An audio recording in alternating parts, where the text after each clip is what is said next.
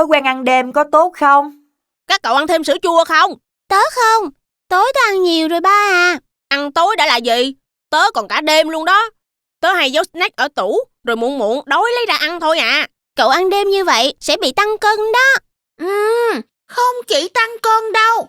Tớ nghe bố mẹ nói là ăn đêm không có tốt cho sức khỏe đâu ba à. Các cậu lại đang dọa tớ phải không? Tớ thấy đói lúc nào thì ăn lúc đó là được, chứ có gì đâu. Để biết câu trả lời chính xác là gì thì chúng ta cùng đi tìm hiểu một chuyến là được. Các cậu có đồng ý không? Nhất trí. Biệt đội siêu nhân nhí, lên đường.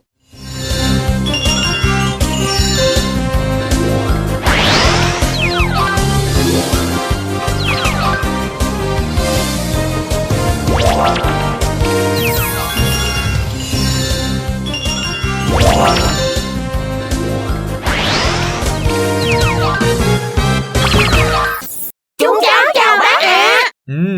Chào các bạn nhỏ của biệt đội siêu nhân nhí. Hôm nay các cháu đến đây gặp bác có việc gì vậy? Bác ơi, có phải là ăn đêm không tốt cho cơ thể đúng không ạ? Mặc dù tổng lượng calo và chất lượng thực phẩm là yếu tố ảnh hưởng lớn đến cân nặng và sức khỏe, nhưng thời điểm ăn cũng rất quan trọng. Nhiều người có thói quen làm việc vào ban đêm nên thường ăn khuya để bổ sung năng lượng, nhưng thói quen ăn khuya có thể tác động không tốt đến cơ thể đó nha. Đó, bà thấy chưa?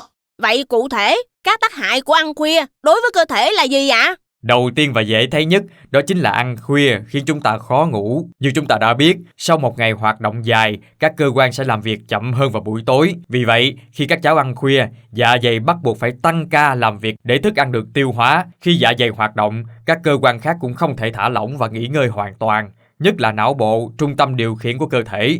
Điều này sẽ khiến chúng ta khó ngủ hơn và trằn trọc suốt đêm. Đúng là một số lần sau khi ăn khuya, cháu thấy khó ngủ. Nhưng cháu cứ nghĩ đó là do cơ thể mình, chứ không phải là do ăn khuya. Giờ thì cháu hiểu rồi ạ.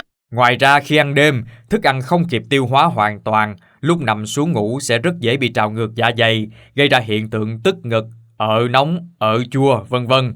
Tình trạng này kéo dài sẽ dễ làm cơ thể bị viêm dạ dày, loét dạ dày, thậm chí tăng nguy cơ ung thư dạ dày, ung thư trực tràng nữa đó nha. Thật là đáng sợ các cậu ha.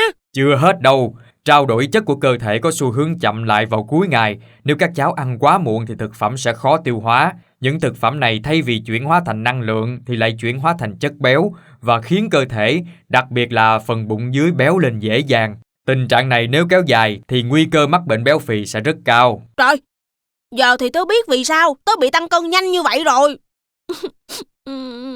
Vậy nên từ giờ cậu không được ăn đêm nữa đâu đó.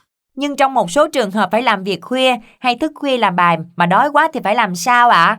Cũng đâu thể để bụng đói để đi ngủ được nhỉ? Đúng như vậy. Có rất nhiều trường hợp bất khả kháng trong cuộc sống khiến chúng ta phải ăn đêm. Thói quen này rất khó để loại bỏ hoàn toàn. Nhưng các cháu yên tâm, một vài lần ăn đêm sẽ không đem lại hậu quả gì quá nghiêm trọng. Nhất là khi lưu ý một số vấn đề sau đây. Vấn đề gì ạ? Đầu tiên là cân bằng lượng calo. Khi bạn thường xuyên thức khuya và hay bị đói bụng nửa đêm thì bạn có thể chia các bữa chính trong ngày thành nhiều bữa nhỏ. Nếu bạn ngày nào cũng dung nạp nhiều thực phẩm giàu calo thì bữa phụ khi ăn khuya bạn nên ưu tiên các món ăn ít năng lượng. Thứ hai là nên tranh thủ ăn trước 60 phút trước khi đi ngủ. Khoảng thời gian này là lúc cơ thể tiêu hao thức ăn, giúp dạ dày không bị nặng nề và áp lực khiến bạn khó ngủ. Thứ ba là hạn chế các thực phẩm nhiều dầu mỡ, đường, cay nóng, nhiều chất phụ gia và caffeine. Những lưu ý này sẽ giúp các cháu hạn chế tối đa những ảnh hưởng xấu của việc ăn đêm đối với cơ thể. Dạ, chúng cháu nhớ rồi ạ. Cảm ơn bác rất nhiều, hôm nay đã giúp chúng cháu có thêm nhiều kiến thức bổ ích như vậy ạ. Không có gì, bác rất sẵn lòng giúp đỡ các cháu.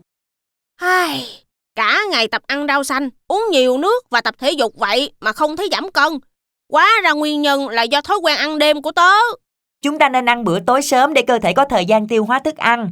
Ăn đêm khiến các cơ quan trong cơ thể phải hoạt động nhiều hơn, từ đó gây ra nhiều tác hại không tốt.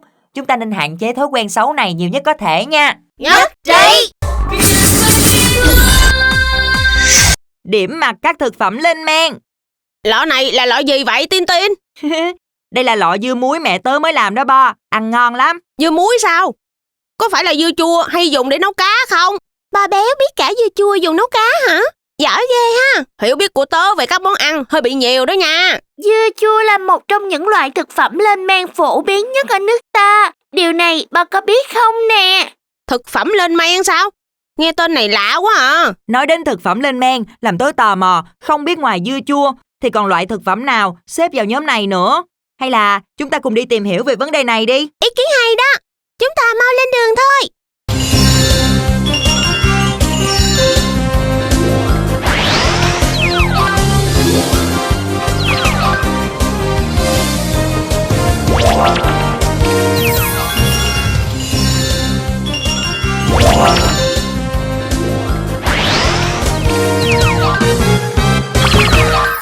Chúng cháu chào chú ạ. Chào các bạn nhỏ, các cháu hôm nay tới đây có việc gì vậy? Chú ơi, chú có biết về thực phẩm lên men không ạ? Không ngờ các cháu lại quan tâm tới thực phẩm lên men đó nha. Để hiểu thực phẩm lên men là gì, thì trước tiên chúng ta cần hiểu khái niệm lên men. Lên men theo tiếng Latin có nghĩa là làm chín. Lên men là việc nuôi cấy sinh vật để tạo ra sinh khối, hoặc thúc đẩy sinh vật tạo ra sản phẩm trao đổi chất. Do đó, quá trình chuyển hóa đường thành các dạng như axit, khí hoặc rượu diễn ra nhanh hơn. Nhưng tại sao chúng ta phải lên men thực phẩm mà? Lợi khuẩn Lactobacillus thường sinh sôi trong môi trường không có oxy cho nên sẽ ức chế sự phát triển của các loại vi sinh vật gây hỏng thức ăn, giúp bảo quản và tăng hương vị cho các món ăn. Các thực phẩm lên men còn giúp bổ sung những hệ sinh vật tốt cho đường ruột nữa. Vì vậy, sử dụng phương pháp lên men là lựa chọn hàng đầu cho một thực phẩm đó. Nói như vậy có nghĩa là thực phẩm lên men rất có nhiều lợi ích đúng không ạ? Đúng là thực phẩm lên men có rất nhiều lợi ích. Đầu tiên là phương pháp lên men được coi là cách bảo quản thực phẩm khá đơn giản và rẻ tiền bởi vì không tốn quá nhiều chi phí. Do đó, kỹ thuật này đã được sử dụng từ rất lâu với những vật dụng, dụng cụ và trang thiết bị không quá cầu kỳ. Lợi ích thứ hai phải kể tới đó là tạo ra sự đa dạng món ăn. Nhờ vào công nghệ này mà người ta có thể tạo ra rất nhiều sản phẩm khác nhau từ những nguyên liệu vô cùng quen thuộc. Trong số đó, không thể không kể tới các loại nước uống trái cây, rượu hay bia. Đây là thành phần của quá trình lên men các loại trái cây, lúa mạch hay ngũ cốc. Một sản phẩm khác có thể chứng minh cho điều này chính là tương và chao. Ngoài việc thay đổi vị của các thực phẩm ban đầu, thì lên men có đem lại dinh dưỡng gì không ạ? Có chứ bạn nhỏ. Quá trình lên men có khả năng làm tăng hàm lượng của một số vitamin. Sữa lên men thường rất giàu hàm lượng vitamin B, vitamin B1, PP và vitamin H. Chính nhờ vào quá trình lên men mà các protein được cắt nhỏ thành các axit amin giúp cơ thể dễ dàng hấp thụ hơn nhiều lần, từ đó cũng giúp cơ thể tăng cường sức đề kháng và cải thiện hệ tiêu hóa rất nhiều. Chú có thể kể tên một số thực phẩm lên men cho chúng cháu biết được không ạ? Một số thực phẩm lên men được nhiều người biết tên, có thể kể đến là tempeh. Tempeh hay còn có tên gọi là tương nén có nguồn gốc từ đảo Java, Indonesia. Món ăn được tạo ra bằng cách lên men đậu. Thứ hai là natto.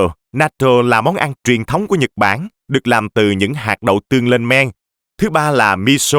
Miso còn được gọi là tương miso, được xem là một loại gia vị thường dùng của người Nhật Bản trong các bữa cơm gia đình. Thứ tư là kimchi. Kimchi là một món ăn được lên men từ cải thảo hoặc bất kỳ loại rau củ nào khác phù hợp. Và cuối cùng không thể không kể đến dưa chua, cà muối của chúng ta. Đây là hai loại thực phẩm lên men có mặt rất nhiều trong các bữa cơm của người dân Việt Nam. Ngoài ra còn rất nhiều thực phẩm lên men khác, nhưng hôm nay muộn rồi. Lần tới có thời gian chú sẽ nói thêm cho các cháu nghe nha. Dạ, cảm ơn chú hôm nay đã giải đáp thắc mắc cho chúng cháu. Gặp lại chú lần sau ạ. Tạm biệt các cháu. Không ngờ các thực phẩm lên men vừa đa dạng lại vừa có nhiều lợi ích như vậy các cậu ha. Đúng như vậy. Các sản phẩm của lên men còn có thể khác nhau ở những nguyên liệu và cả những vùng khác nhau cũng sẽ cho ra những sản phẩm khác nhau. Và hầu như mỗi dân tộc, mỗi quốc gia đều có những mẹo để thực hiện món ăn của mình. Chính điều này cũng tạo nên sự riêng biệt và góp phần làm nên sự đa dạng và phong phú cho thế giới của các sản phẩm lên men. Một ngày làm tình nguyện. Mimi đâu Suka? Tớ tưởng cậu và Mimi đi cùng nhau. Mimi hôm nay về quê cùng bố mẹ rồi. Có ba đứa mình thôi. Các cậu đã chuẩn bị hết đồ chưa đó? Cậu làm như đi đâu xa lắm vậy. Chúng ta chỉ dọn dẹp và phân loại rác ở quanh khu mình thôi mà. Ý tớ là chuẩn bị khẩu trang, găng tay các thứ mà. Mà tớ thắc mắc phân loại rác là như thế nào nhỉ? Tớ chỉ biết qua loa thôi, cũng không rõ lắm. Tin Tin có biết phân loại rác không? Tớ cũng chỉ biết sơ qua chứ không rõ lắm Suka ạ. Vậy chúng mình cùng đi và tìm bác tổ trưởng dân phố để hỏi nha. Đồng ý. Biệt đội siêu nhân ý, lên đường!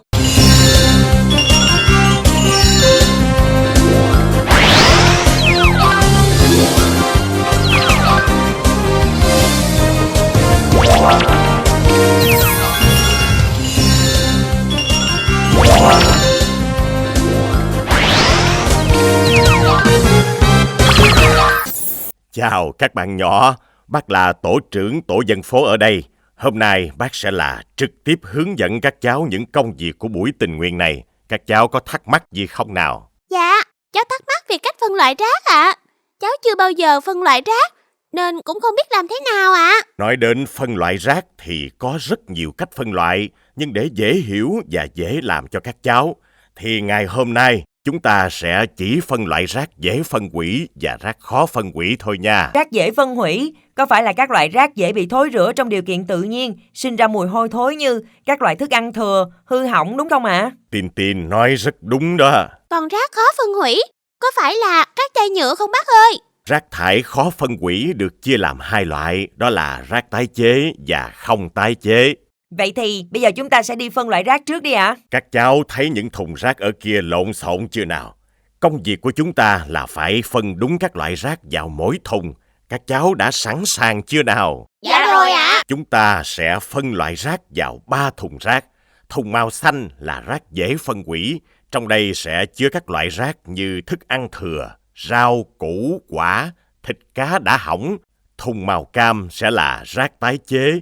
Rác tái chế là các loại rác có thể sử dụng lại nhiều lần trực tiếp hoặc chế biến lại như giấy, bìa cắt tông, kim loại và các loại nhựa. Cuối cùng sẽ là thùng màu vàng. Trong đây sẽ là rác không tái chế, ví dụ như mảnh vỡ thủy tinh, tả, bỉm, vân vân. Vậy là chúng ta đã có 3 chiếc thùng rác đã được phân loại rồi. Cuối cùng cũng xong rồi. Dù mệt nhưng vẫn thấy vui các cậu ha. Đúng vậy, vì việc chúng ta làm giúp ích rất nhiều trong việc bảo vệ môi trường đó các cậu.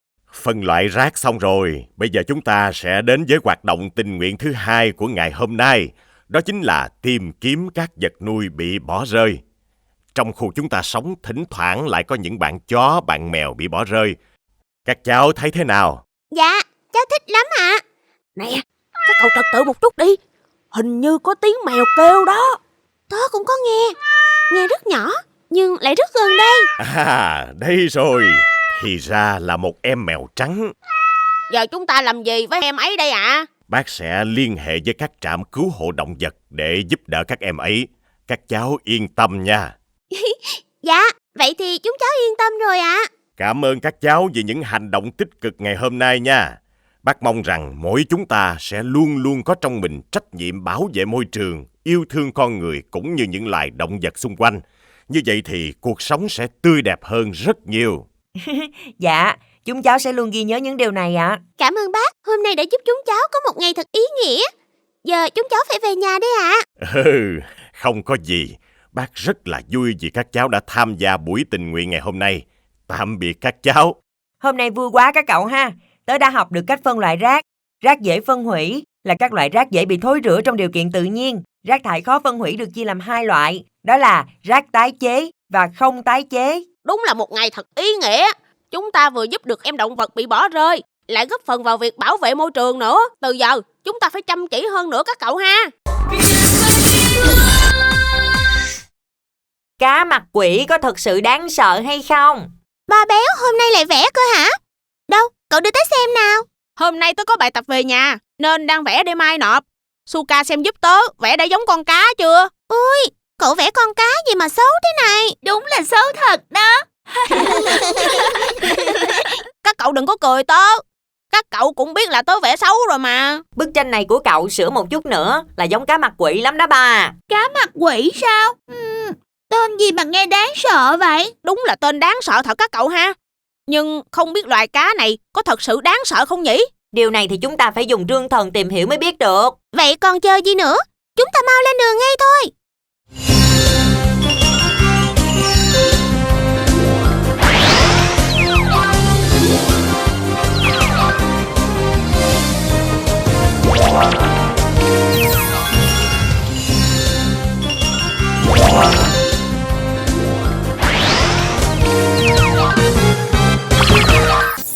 Không biết ở đây chúng ta có được gặp bạn cá mặt quỷ không nhỉ? Ồ, các cậu đang muốn tìm cá mặt quỷ sao? Tớ vừa thấy bạn ấy ở đây, nhưng chắc là bạn ấy đi rồi. Vậy bạn san hô có thể nói cho chúng tớ biết về loài cá mặt quỷ không? Nói thật là tớ chưa dám gặp bạn ấy. Tất nhiên là được rồi. Cá mặt quỷ hay còn được biết đến với tên gọi khác như cá mang ếch, cá mào ếch, là một chi cá thuộc họ cá mao mặt quỷ. Loài cá này có vẻ bề ngoài vô cùng thô ráp, xấu xí. Trong khoa học, loại cá này được xếp vào hàng những loài cá độc và được mệnh danh là sát thủ đại dương, với những tia ở vây lưng rất độc. Tớ tưởng loài cá này chỉ có gương mặt đáng sợ thôi, không ngờ là còn có cả độc nữa. Đúng vậy, độc tố của cá mặt quỷ có bản chất protein với trọng lượng phân tử có thể lên tới 15.800 kg Dalton. Độc tố này sẽ tác động trực tiếp đến hệ cơ vận động, hệ trơn của cơ tim và hệ thần kinh. Ngay sau khi bị gai của cá mặt quỷ đâm vào người, vùng vết thương sẽ trở nên tím bầm hoặc đỏ. Như không chăm sóc vết thương tốt sẽ dẫn đến tình trạng bội nhiễm, thậm chí là hoại tử cục bộ. Trường hợp bị nhiễm độc nặng thì nạn nhân có thể bị suy giảm nhịp tim, sốt, lên cơn co giật, nôn mửa, rối loạn hô hấp, lạnh chân tay, ngất xỉu, thậm chí là tử vong. Những triệu chứng kể trên có thể kéo dài trong nhiều ngày, cũng có khi là cả tháng. Ui, đáng sợ như vậy sao? Nghe thì có vẻ đáng sợ, nhưng thịt của loài cá này lại được con người rất ưa thích và thuộc hàng đắt đỏ nữa đó nha. Ủa, sao cậu vừa nói có độc mà vẫn ăn được thế? Nếu như biết sơ chế, chế biến đúng cách thì chúng sẽ trở thành món ăn ngon, bổ dưỡng và vô cùng quý hiếm. Cụ thể, độc của cá mặt quỷ nằm ẩn sâu trong các túi độc bên dưới những chiếc gai nhọn trên lưng, nên việc cần làm là loại bỏ đi phần da của cá. Lưu ý khi làm cần bảo hộ tay của mình để trong quá trình sơ chế không bị các gai độc của nó đâm vào tay. Chắc vì loài cá này sơ chế khó nên giá thành mới đắt có phải không nhỉ? Trái với vẻ ngoài dữ tợn và không mấy thân thiện, thịt cá mặt quỷ lại có giá trị dinh dưỡng rất cao. Loài cá này là nguồn đạm phong phú. Đạm cũng hỗ trợ quá trình trao đổi chất, hỗ trợ hệ miễn dịch và góp phần xây dựng cơ bắp, giúp tăng cơ, giảm mỡ. Bên cạnh đó, thịt cá mặt quỷ rất giàu vitamin A, B6, B12 và các khoáng chất thiết yếu cho một cơ thể khỏe mạnh như phosphor, sắt, selen. Đặc biệt không thể không kể omega 3, axit béo rất bổ dưỡng cho hệ thần kinh và hệ tim mạch. Không chỉ vậy, thịt loài cá này còn dai, giòn như thịt ốc. Bởi vậy chứa rất nhiều canxi và DHA, tốt cho xương khớp, giúp phát triển chiều cao ở trẻ nhỏ, cũng như phục hồi các vấn đề lão hóa sụn khớp ở người già. Không ngờ thịt của cá mặt quỷ lại có nhiều giá trị dinh dưỡng đến vậy các cậu ha. Có dịp tớ nhất định phải thử mới được. Được rồi, không còn việc gì nữa thì tớ đi đây nha. Cảm ơn cậu rất nhiều, hôm nay đã dành thời gian giải đáp thắc mắc cho chúng tớ. Tạm biệt cậu. Đã vậy thì tớ sẽ sửa bức tranh này cho thật giống cá mặt quỷ mới được. Chắc các bạn ở lớp cũng sẽ ngạc nhiên lắm đây. Cá mặt quỷ dù có vẻ ngoài đáng sợ và có nọc độc ở da, nhưng chỉ cần biết sơ chế thì thịt của loài cá này rất ngon và nhiều dinh dưỡng. Đây quả là một loại cá đặc biệt các cậu ha. Phân biệt các loại vạch kẻ đường phổ biến. Nè, Tin Tin vẽ tranh gì đó? Đây, tớ đang vẽ bức tranh về đường phố thôi Suka. Cậu vẽ siêu quá ha. Công nhận, Tin Tin làm cái gì cũng giỏi hết á. Tin Tin ơi, sao cậu vẽ gì mà nhiều vạch trên lòng đường vậy? Đó là vạch kẻ đường mà Bo béo. Vạch kẻ đường hả? Vạch kẻ đường để làm gì vậy? Tớ chỉ vẽ giống như trên đường, chứ tớ cũng không hiểu rõ về vạch kẻ đường đâu á. Vậy thì chúng ta đi tìm hiểu về vạch kẻ đường đi các cậu. Biệt đội siêu nhân ý, lên đường!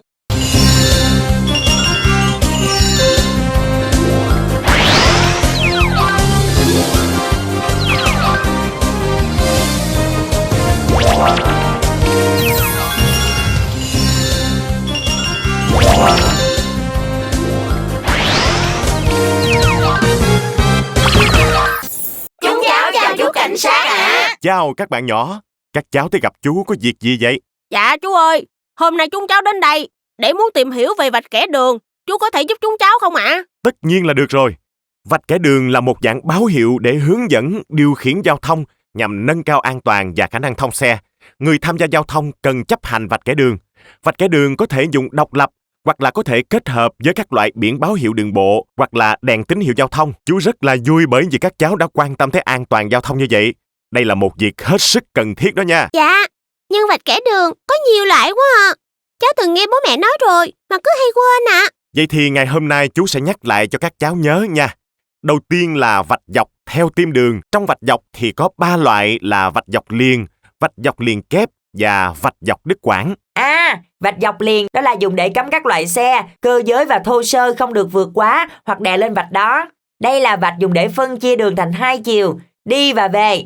Phân chia phần đường dành cho xe thô sơ với xe cơ giới, có đúng không ạ? Bạn nhỏ nói rất chính xác. Vậy còn hai loại còn lại thì sao ạ? Vạch dọc liên kép là vạch dùng để lái xe tăng thêm sự chú ý và đi đúng theo quy định của vạch dọc liên kép nhằm đảm bảo tuyệt đối an toàn cho người tham gia giao thông. Người tham gia giao thông cần chú ý ô tô chạy trên đoạn đường có kẻ vạch dọc liên kép không được vượt ô tô đi trước. Còn vạch dọc đứt quãng là vạch kẻ đường dùng để phân chia làn xe cơ giới, phân chia đường cho xe thô sơ và xe cơ giới. Ô tô chạy trên đoạn đường có vạch dọc đứt quãng sẽ được phép vượt ô tô đi trước, nhưng mà ngay sau khi vượt xong là phải nhanh chóng trở về phần đường của mình. Các cháu đã hiểu hay chưa nào? Dạ, chúng cháu hiểu rồi ạ. Nhưng đó chỉ là vạch dọc, còn vạch ngang đường thì sao ạ? Vạch ngang đường thì chỉ có hai loại vạch liền ngang và vạch đứt quãng ngang đường. Trong đó vạch liền ngang có ý nghĩa như biển báo dừng lại. Vạch này yêu cầu mọi xe cơ giới, xe thô sơ phải dừng lại trước vạch và chờ hiệu lệnh của người điều khiển giao thông. Còn vạch đứt quãng ngang đường là vạch dùng để phân chia phần đường dành cho người đi bộ hoặc đi xe đạp gần chỗ đường giao sang đường. Cháu nhớ là ngoài vạch dọc, vạch ngang ra thì còn có những vạch như hình thoi và hình giống cái xương cá nữa, đúng không ạ? Đúng vậy. Theo quy chuẩn 41 về báo hiệu đường bộ, vạch trắng hình con thoi là vạch 7.6, chỉ dẫn sắp đến chỗ có bố trí vạch đi bộ qua đường. Đặc biệt đối với các chỗ bố trí vạch đi bộ qua đường ở giữa đoạn đường nối hai nút để cảnh báo người lái xe phải nhường đường cho người đi bộ qua đường. Còn vạch có hình xương cá được gọi là vạch xương cá chữ V. Theo quy chuẩn 41/2016, đây là loại vạch kênh quá dòng xe, tức là dùng để chia dòng phương tiện thành hai hướng đi. Các phương tiện không được phép lấn vạch hoặc cắt qua vùng vạch này trừ những trường hợp khẩn cấp theo quy định tại luật giao thông đường bộ. Ví dụ một hướng lên cầu vượt, một hướng đi phía dưới cầu vượt. Các phương tiện không được phép đi vào vùng vạch này. Thì ra là như vậy. Hôm nay chúng ta đã biết kha khá ý nghĩa của các loại vạch kẻ đường rồi đó các cậu nhỉ? Còn rất là nhiều loại vạch kẻ đường khác mà chú vẫn chưa nói tới ở đây. Nếu như có thời gian thì lần sau các cháu lại tới gặp chú để có thể biết nhiều hơn về các loại vạch kẻ đường nha. Dạ, chúng cháu nhất định sẽ quay lại ạ. Thì ra có rất nhiều loại vạch kẻ đường các cậu nhỉ? Đúng vậy, chuyến đi hôm nay thật bổ ích. Lần tới, chúng ta nhất định phải đi tìm hiểu thêm những kiến thức về an toàn giao thông nữa nha. Nhất trí! Tại sao trâu không có hàm răng trên? Đây là ảnh hôm chúng ta đi nghe truyện Trí Khôn của ta đây, có đúng không Tin Tin? Đúng vậy đó Bo Béo. Trong ảnh có bạn hổ, anh nông dân và cả bạn trâu nữa đó. Nhìn hàm răng của bạn trâu lại thấy buồn cười các cậu nhỉ? Tội cho bạn ấy bị gãy mất hàm răng trên khi đang cười. Không biết sự thật là vì sao trâu không có hàm răng trên các cậu nhỉ? Sau hôm đó về, tớ cứ băn khoăn mãi. Về việc tại sao trâu không có hàm răng trên thì tớ cũng không rõ nữa. Có ai biết không? Muốn biết câu trả lời thì chúng ta nhờ Rương Thần để tìm hiểu thôi. Ý kiến này đó, chúng ta lên đường thôi!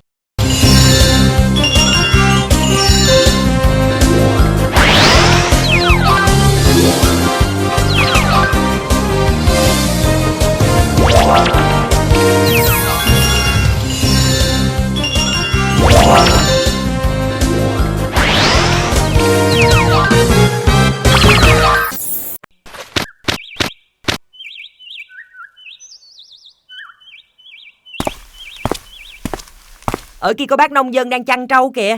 Chúng ta qua đó đi. Chúng cháu chào bác ạ. Chào các cháu. Các cháu hôm nay đến đây có việc gì thế? Dạ, hôm nay chúng cháu đến đây vì muốn tìm hiểu về bạn trâu ạ. Trâu là một loài động vật thuộc họ trâu bò. Loài vật khá quen thuộc với con người, đặc biệt là những người lớn lên ở vùng nông thôn. Trên thế giới, trâu được chia làm hai loại, trâu nhà và trâu rừng. Tuy nhiên, do nạn săn bắn động vật hoang dã, nên số lượng trâu rừng ngày càng ít đi, hoặc đã được mang về thuần dưỡng lai dần với trâu nhà. Có phải trâu không có hàm răng trên đúng không bác? Đúng thế. Trong lịch sử tiến hóa cách đây hơn 20 triệu năm ở loài trâu nói riêng và các loài nhai lại nói chung, hàm răng trên trâu đã dần biến thành một tấm đệm được tạo bởi một chất sừng rất cứng. Nhờ thế, các răng của hàm dưới dễ dàng cọ sát, chà sát, nghiền nát lá hay cỏ trong giai đoạn nhai lại. Hàm răng dần biến mất sao ạ? Đúng vậy, bởi trâu có dạ dày 4 ngăn, cho phép tiêu hóa và hấp thụ các loại thức ăn nghèo dinh dưỡng. trong đó chủ yếu là các loại cỏ mềm. Chính vì vậy, trâu tuân thủ quy luật thích nghi môi trường sống, các răng nanh và răng cửa của hàm trên của trâu đã dần biến mất và được thay thế bằng tấm đệm sừng rất cứng để các răng của hàm dưới dễ cọ sát, nhào nhuyễn cũng như cắt đứt lá hay cỏ. Thì ra là như vậy. Nếu trâu không có hàm răng trên, vậy thì bò có không ạ? Hàm trên của bò có 6 cái răng hàm và răng hàm trước, chỉ không có răng nanh và răng cửa. Thay vào vị trí đó là một loại thiết bị đặc biệt để cho răng cửa và răng nanh của hàm dưới khớp kín khít lại với phần đó của hàm trên. Loại thiết bị này gọi là tấm răng. Tấm răng rất cứng, có thể thay thế răng cửa đó các cháu. Thì ra là như vậy. Dù không giống nhau, nhưng đặc điểm hàm răng của trâu và bò rất thú vị các cậu ha. Hôm nay không được bác giải thích thì chúng cháu không thể biết được những thông tin thú vị thế này. Cảm ơn bác hôm nay đã giải đáp thắc mắc giúp chúng cháu. Giờ chúng cháu phải về nhà đây ạ. Không có gì. Bác rất vui khi được gặp các cháu. Nói như vậy thì câu chuyện trí khôn của ta đây giải thích sai rồi các cậu nhỉ? Đó chỉ là một câu chuyện ngụ ngôn dân gian, ngụ ý về một số bài học trong cuộc sống mà bố mẹ và cô giáo hay kể cho chúng ta nghe thôi. Trên thực tế, hoàn toàn không có chuyện này đâu Mimi. Dù sao câu chuyện đó cũng rất hay các cậu nhỉ? Dù có hàm trên hay không, thì bạn trâu cũng rất đáng yêu, đúng không các cậu? Mẹ về rồi ạ? Mẹ về được mấy phút rồi. Thấy các con đang nói đến loài trâu hứng thú quá, nên mẹ không đánh tiếng đó. Hôm nay chúng con đã tìm hiểu được vì sao trâu không có hàm răng trên đó ạ. Trong lịch sử tiến hóa cách đây hơn 20 triệu năm, hàm răng trên của trâu đã dần biến thành một tấm đệm được tạo bởi một chất sừng rất cứng. Nhờ thế, các răng của hàm dưới dễ dàng cọ sát, nghiền nát lá hay cỏ trong giai đoạn nhai lại ạ. Các con giỏi lắm. Mẹ rất vui vì các con chăm chỉ tìm tòi kiến thức như vậy. Những công dụng tuyệt vời của vitamin C. Tin Tin đang uống gì đó? Tớ đang uống vitamin C đó ba. Mẹ tớ kêu dạo này tớ bị thiếu vitamin C nên phải chăm chỉ uống để bổ sung cho cơ thể. Nói như vậy, nghĩa là vitamin C rất tốt cho cơ thể phải không các cậu? Tớ nghĩ đúng là vậy đó. Mẹ tớ cũng thường mua trái cây chứa nhiều vitamin C cho tớ ăn lắm. Vậy thì không biết những công dụng của vitamin C là gì các cậu nhỉ? Muốn biết chính xác thì chúng ta cùng lên đường tìm hiểu ngay thôi. Nhất trí, biệt đội siêu nhân nhí lên đường.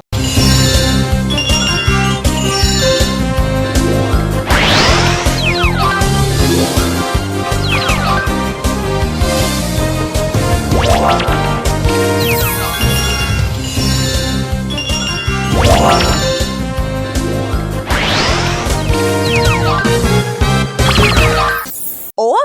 Chúng ta đến tìm hiểu về vitamin C. Sao mà đương thần cho chúng ta gặp bạn ổi ta? Chào các cậu, tớ xin tự giới thiệu mình là một trong những loại quả chứa rất nhiều vitamin C. Vậy nên, các cậu muốn tìm hiểu về vitamin C thì đến gặp tớ là đúng rồi đó. Thì ra là như vậy. Thế mà trước giờ tớ cứ tưởng quả cam là nhiều vitamin C nhất cơ. Quả cam chỉ xếp thứ 5, những loại quả có chứa hàm lượng vitamin C cao thôi. Còn ổi tớ đây mới là loại quả đứng đầu danh sách đó nha. Xin tự giới thiệu, chúng tớ là biệt đội siêu nhân nhí. Hôm nay đúng là chúng tớ đến đây muốn tìm hiểu về những công dụng tuyệt vời của vitamin C. Cậu giúp đỡ chúng tớ nha. Tất nhiên là được rồi. Vitamin C là một trong những loại vitamin vô cùng quan trọng và có ý nghĩa với sức khỏe của mỗi người. Việc hiểu biết đúng đắn về các tác dụng của vitamin C sẽ giúp các cậu có thể sử dụng một cách tốt nhất. Chúng tớ sẵn sàng nghe rồi đây. Đầu tiên là tác dụng đối với cơ thể. Tác dụng đầu tiên của vitamin C chính là giúp tăng cường khả năng hấp thụ chất sắt cho cơ thể. Thứ hai là việc uống vitamin C có tác dụng thúc đẩy quá trình tuần hoàn máu tới các mao mạch của mắt. Thứ ba, không thể kể đến đó chính là giúp tăng cường hệ miễn dịch. Vitamin C hỗ trợ sản xuất interferon là loại protein do tế bào cơ thể tạo ra để chống lại tác nhân gây bệnh. Mẹ tớ nói vitamin C còn rất tốt cho da nữa, có đúng không? Đúng như vậy, khả năng chống oxy hóa và là thành phần trong quá trình tổng hợp collagen khiến cho vitamin C trở thành một phân tử quan trọng đối với sức khỏe làn da. Hoạt động chống oxy hóa mạnh của vitamin C chống lại các tổn thương do tia UV gây ra trên da bởi các gốc tự do. Ngoài ra, vitamin C còn giúp làm lành vết thương, chống nếp nhăn và tăng cường độ ẩm cho da. Công nhận vitamin C có nhiều tác dụng tuyệt vời quá các cậu ha. Chung quy lại, Chú trọng việc hấp thụ vitamin C hàng ngày sẽ đem lại cho các cậu một sức khỏe tốt với những lợi ích bao gồm tăng cường sự phát triển của da và hình thành các collagen chống lão hóa, cải thiện sự hấp thụ các khoáng chất, chống lại các tổn thương do các gốc tự do, tăng cường hệ miễn dịch chống lại các bệnh cảm lạnh và cảm cúm, cải thiện sức khỏe của nướu và răng, thiết yếu cho sự tuần hoàn máu và sức khỏe tim mạch đó nha. Vậy làm sao để biết cơ thể đang thiếu vitamin C để bổ sung vậy bạn ổi? Một số biểu hiện của người thiếu vitamin C có thể kể đến như chảy máu nướu khi đánh răng, chấm xuất huyết trên da, dễ bị vết bầm trên da, dễ bị bệnh nhiễm trùng, đặc biệt là cúm và viêm hô hấp, xương yếu có thể cong vẹo, dễ trật khớp, đau khớp, người yếu ớt, thiếu năng lượng để hoạt động, tiêu hóa kém. Khi gặp những biểu hiện này, các cậu nên bổ sung thêm vitamin C cho cơ thể nha. Chúng tớ hiểu rồi. Cảm ơn cậu, hôm nay đã giúp chúng tớ giải đáp thắc mắc nha. Nhờ cậu mà chúng tớ biết thêm nhiều tác dụng tuyệt vời của vitamin C đó. Không có gì, tớ rất vui vì được gặp các cậu. Giờ chúng tớ phải về nhà rồi. Tạm biệt cậu nha. Tạm biệt các cậu. Dạo này đánh răng xong, tớ hay bị chảy máu nướu. Bảo sao mà mẹ tớ bắt tớ phải bổ sung thêm vitamin C. Vitamin C vừa giúp cơ thể khỏe mạnh hơn, vừa có tác dụng tuyệt vời cho làn da nữa. Thế mới thấy vitamin C có nhiều tác dụng thế nào. Chúng ta phải chăm chỉ bổ sung đầy đủ vitamin C cho cơ thể các cậu nha. Nhất trí. Vì sao nước biển không đóng băng ở nhiệt độ 0 độ C? Các cậu nhìn ảnh hôm trước tớ chụp khi đi du lịch này. Wow, con tàu cậu đi đẹp ghê ha. Tàu vừa to vừa đẹp, mà hôm đó nhiệt độ khoảng âm 10 độ, còn có tuyết rơi nữa. Thích ơi là thích. Suka nói xạo phải không? Nếu mà có tuyết rơi thì nước phải đóng băng rồi chứ. Sao mà cậu đi thuyền được? Tớ nói thật mà. Rõ ràng tớ vừa đi thuyền vừa ngắm tuyết đó. Lạ ghê nha. Tớ tưởng bình thường nhiệt độ thấp như vậy là nước sẽ đóng băng rồi chứ. Sao nước biển là lại không ta? Theo tớ biết thì nước biển không dễ dàng đóng băng đâu Mimi. Nếu dễ như vậy thì ở Bắc Cực hay Nam Cực làm gì có biển nữa. Cậu nói cũng đúng ha. Nhưng tớ vẫn thắc mắc, vì sao nước biển lại không dễ đóng băng như vậy? Thắc mắc thì chúng ta lên đường tìm câu trả lời là được chứ gì. Được, vậy thì chúng ta lên đường thôi.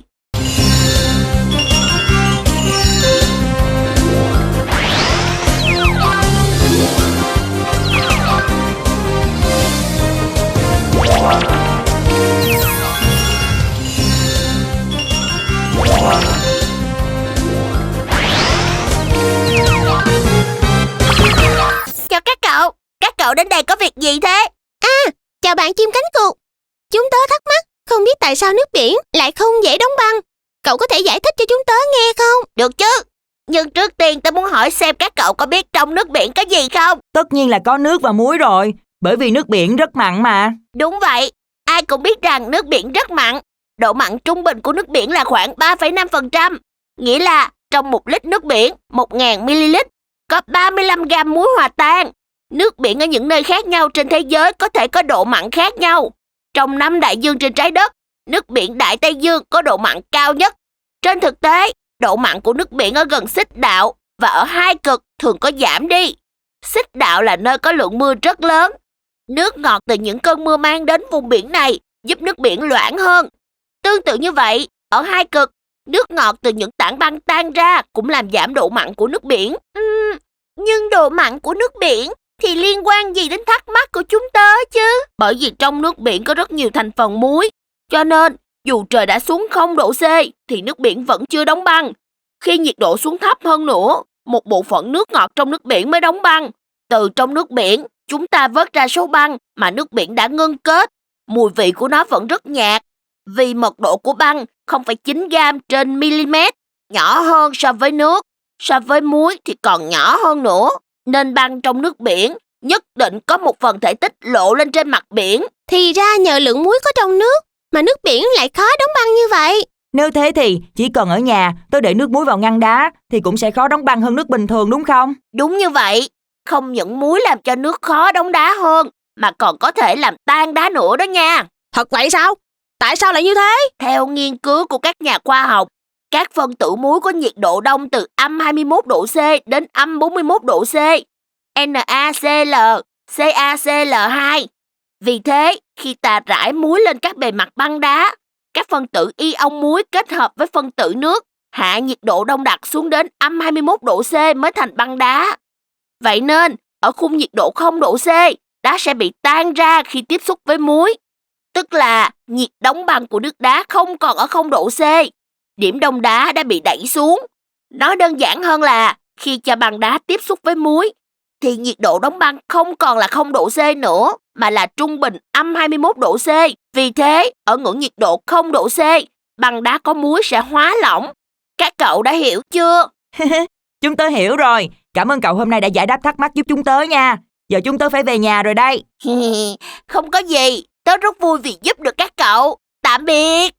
Hôm nay chúng ta không những biết được lý do nước biển không đóng băng ở nhiệt độ 0 độ C, mà còn biết được cách đơn giản để làm tan băng nữa. Bởi vì trong nước biển có rất nhiều thành phần muối, cho nên dù trời đã xuống 0 độ C thì nước biển vẫn chưa đóng băng. Cũng vì nguyên nhân này mà người ta có thể dùng muối để làm tan băng nữa. Tớ nhớ rồi. Những cách dễ dàng để mở một quả dừa. Ba béo làm gì mà mang nhiều đồ quá vậy? Lâu lâu mới đi biển chơi. Tất nhiên là tớ phải chuẩn bị thật nhiều rồi. Cậu cứ tham đem nhiều rồi lại kêu mệt. Tớ đem toàn đồ ăn vặt thôi à. Các cậu khỏi lo, tớ sẽ không kêu mệt đâu. Hả? Bò béo chỉ đem theo đồ ăn mà không đem theo nước hả? Tớ chán uống nước lọc rồi nên không đem theo. Đến biển tớ sẽ uống nước dừa thỏa thích. Nhắc đến nước dừa, đúng là thèm thật đó. Chúng ta mau lên đường thôi các cậu ơi.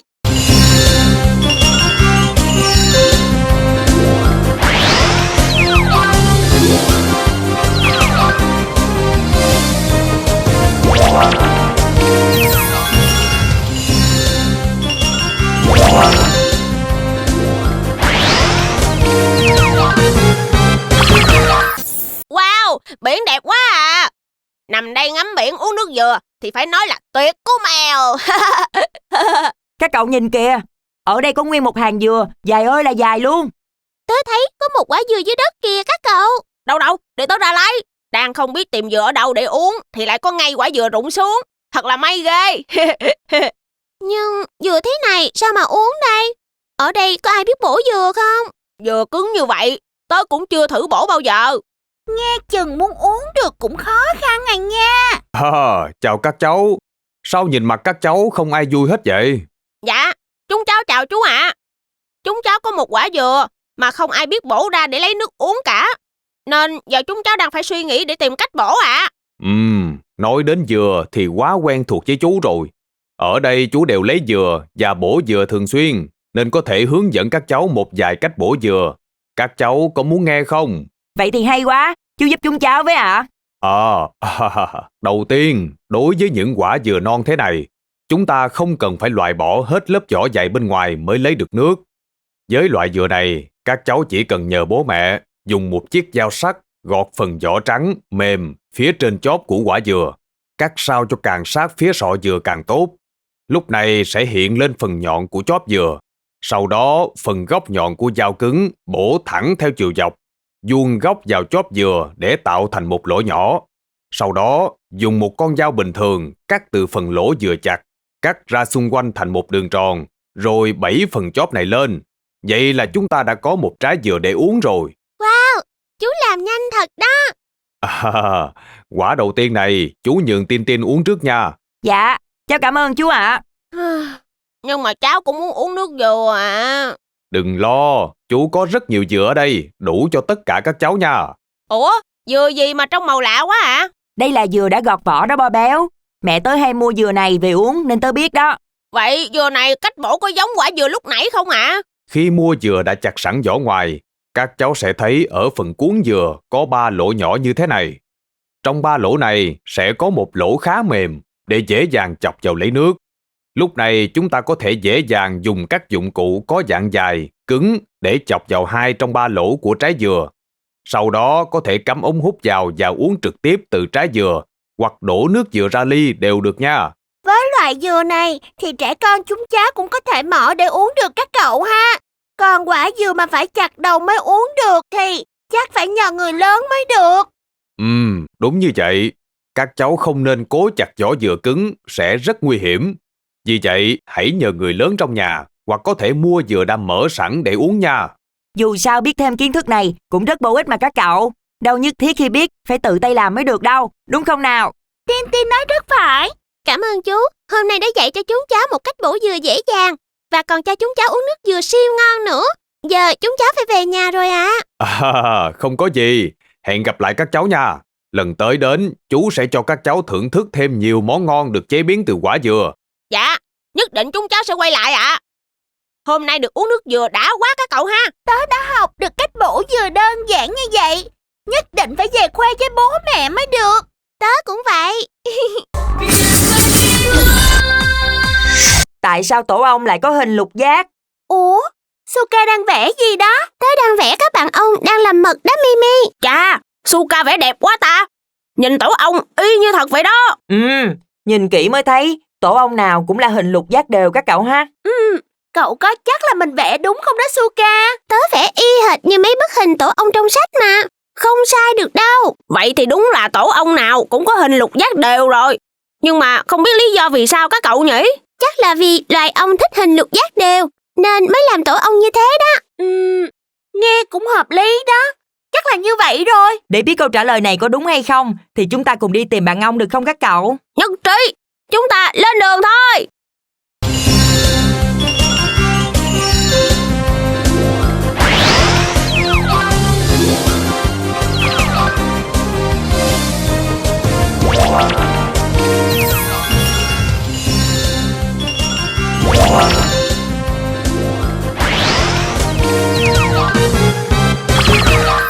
Ở đây có nhiều hoa quá à. Chắc cũng sẽ có nhiều ong lắm các cậu ha. Nhưng đến gần ong cũng nguy hiểm đó các cậu. Tớ nghĩ là chúng ta không nên đến gần đâu. Bạn nhỏ nói rất chính xác. Các cháu không nên đến gần ong đâu nha, bởi rất có thể sẽ bị ong đốt đó nha. Dạ, chú là ai vậy ạ? Chú là chủ của vườn ong này.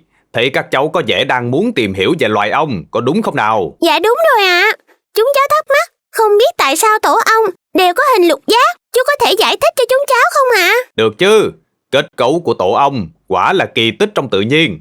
Các tổ ong ở do nhiều tấm vách ngăn có độ lớn nhỏ giống nhau tạo thành. Nhìn từ chính diện, chúng đều là hình có 6 cạnh, được sắp xếp đều đặn. Để nói về nguyên nhân khiến ong xây tổ có hình lục giác thì chưa có bất kỳ một công bố chính thức nào.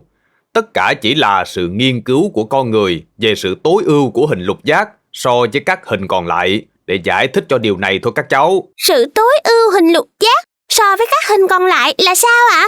Con người phát hiện ra kết cấu này có lợi nhất cho việc tiết kiệm nguyên liệu và tận dụng không gian. Mặc dù các thành lỗ tổ sáp chỉ dày khoảng 0,5mm, nhưng có thể hỗ trợ 25 lần trọng lượng.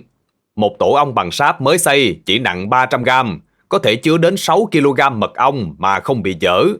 Điều này không phải là quá tuyệt vời hay sao? Wow, không ngờ hình lục giác lại có nhiều tác dụng như vậy ạ. Hình lục giác giúp tận dụng được không gian và khả năng phân bổ lực tốt nhất trong số các loại hình học, nên giúp cho tổ ong vững chãi.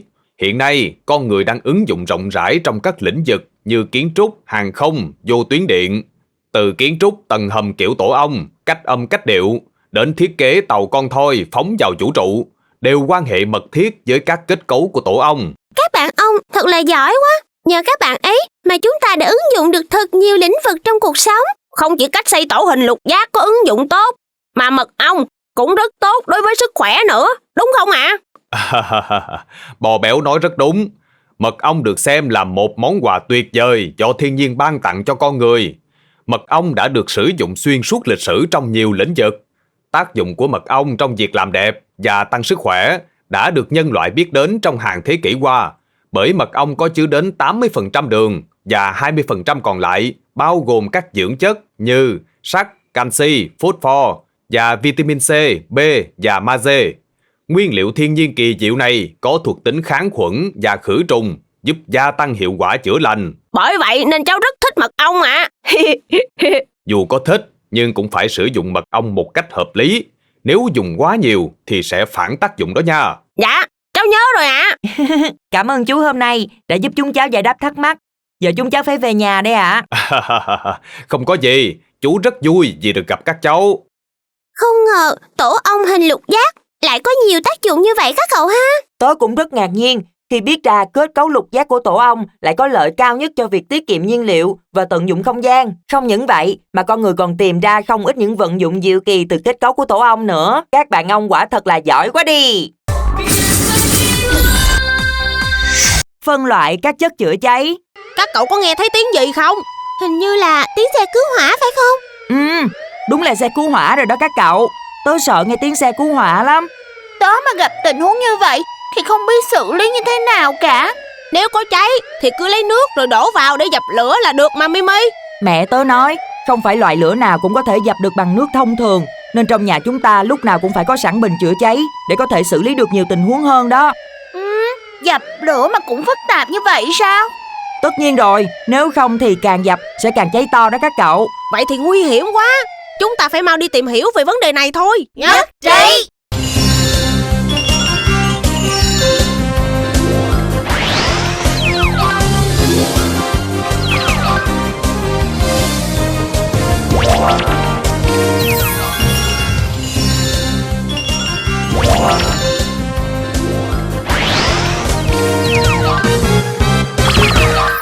Đây chính là xe cứu hỏa nè các cậu ơi. Hả? Các cháu là ai? Đến đây có việc gì thế? Dạ, chúng cháu chào chú ạ. Chú ơi, nếu không phiền, chú có thể giúp chúng cháu giải đáp một số thắc mắc về vấn đề chữa cháy được không ạ? Nếu là vấn đề chữa cháy thì chú rất sẵn lòng. Không ngờ các cháu còn nhỏ mà đã ham học hỏi như vậy. Chú rất vui. Dạ. Đầu tiên, chú có thể phân loại các chất chữa cháy cho chúng cháu biết không ạ? Tin nói có nhiều chất chữa cháy lắm, mà cháu chỉ biết mỗi nước thôi ạ. Chất chữa cháy được phân thành 5 loại. Đầu tiên là chất chữa cháy dạng bột khô. Bột khô sẽ cách ly và làm loãng nồng độ oxy tiếp xúc với đám cháy. Khi thiếu oxy thì đám cháy sẽ được kìm hãm. Thứ hai là chất chữa cháy dạng khí nén, CO2, StatX, Nitro, FM200, Novet 1230. Trong số các chất trên thì bình chữa cháy khí CO2 được sử dụng phổ biến tại các hộ gia đình, cửa hàng, văn phòng, nhà kho. Thì ra bình chữa cháy ở nhà chúng ta là bình chữa cháy khí CO2. Đúng như vậy.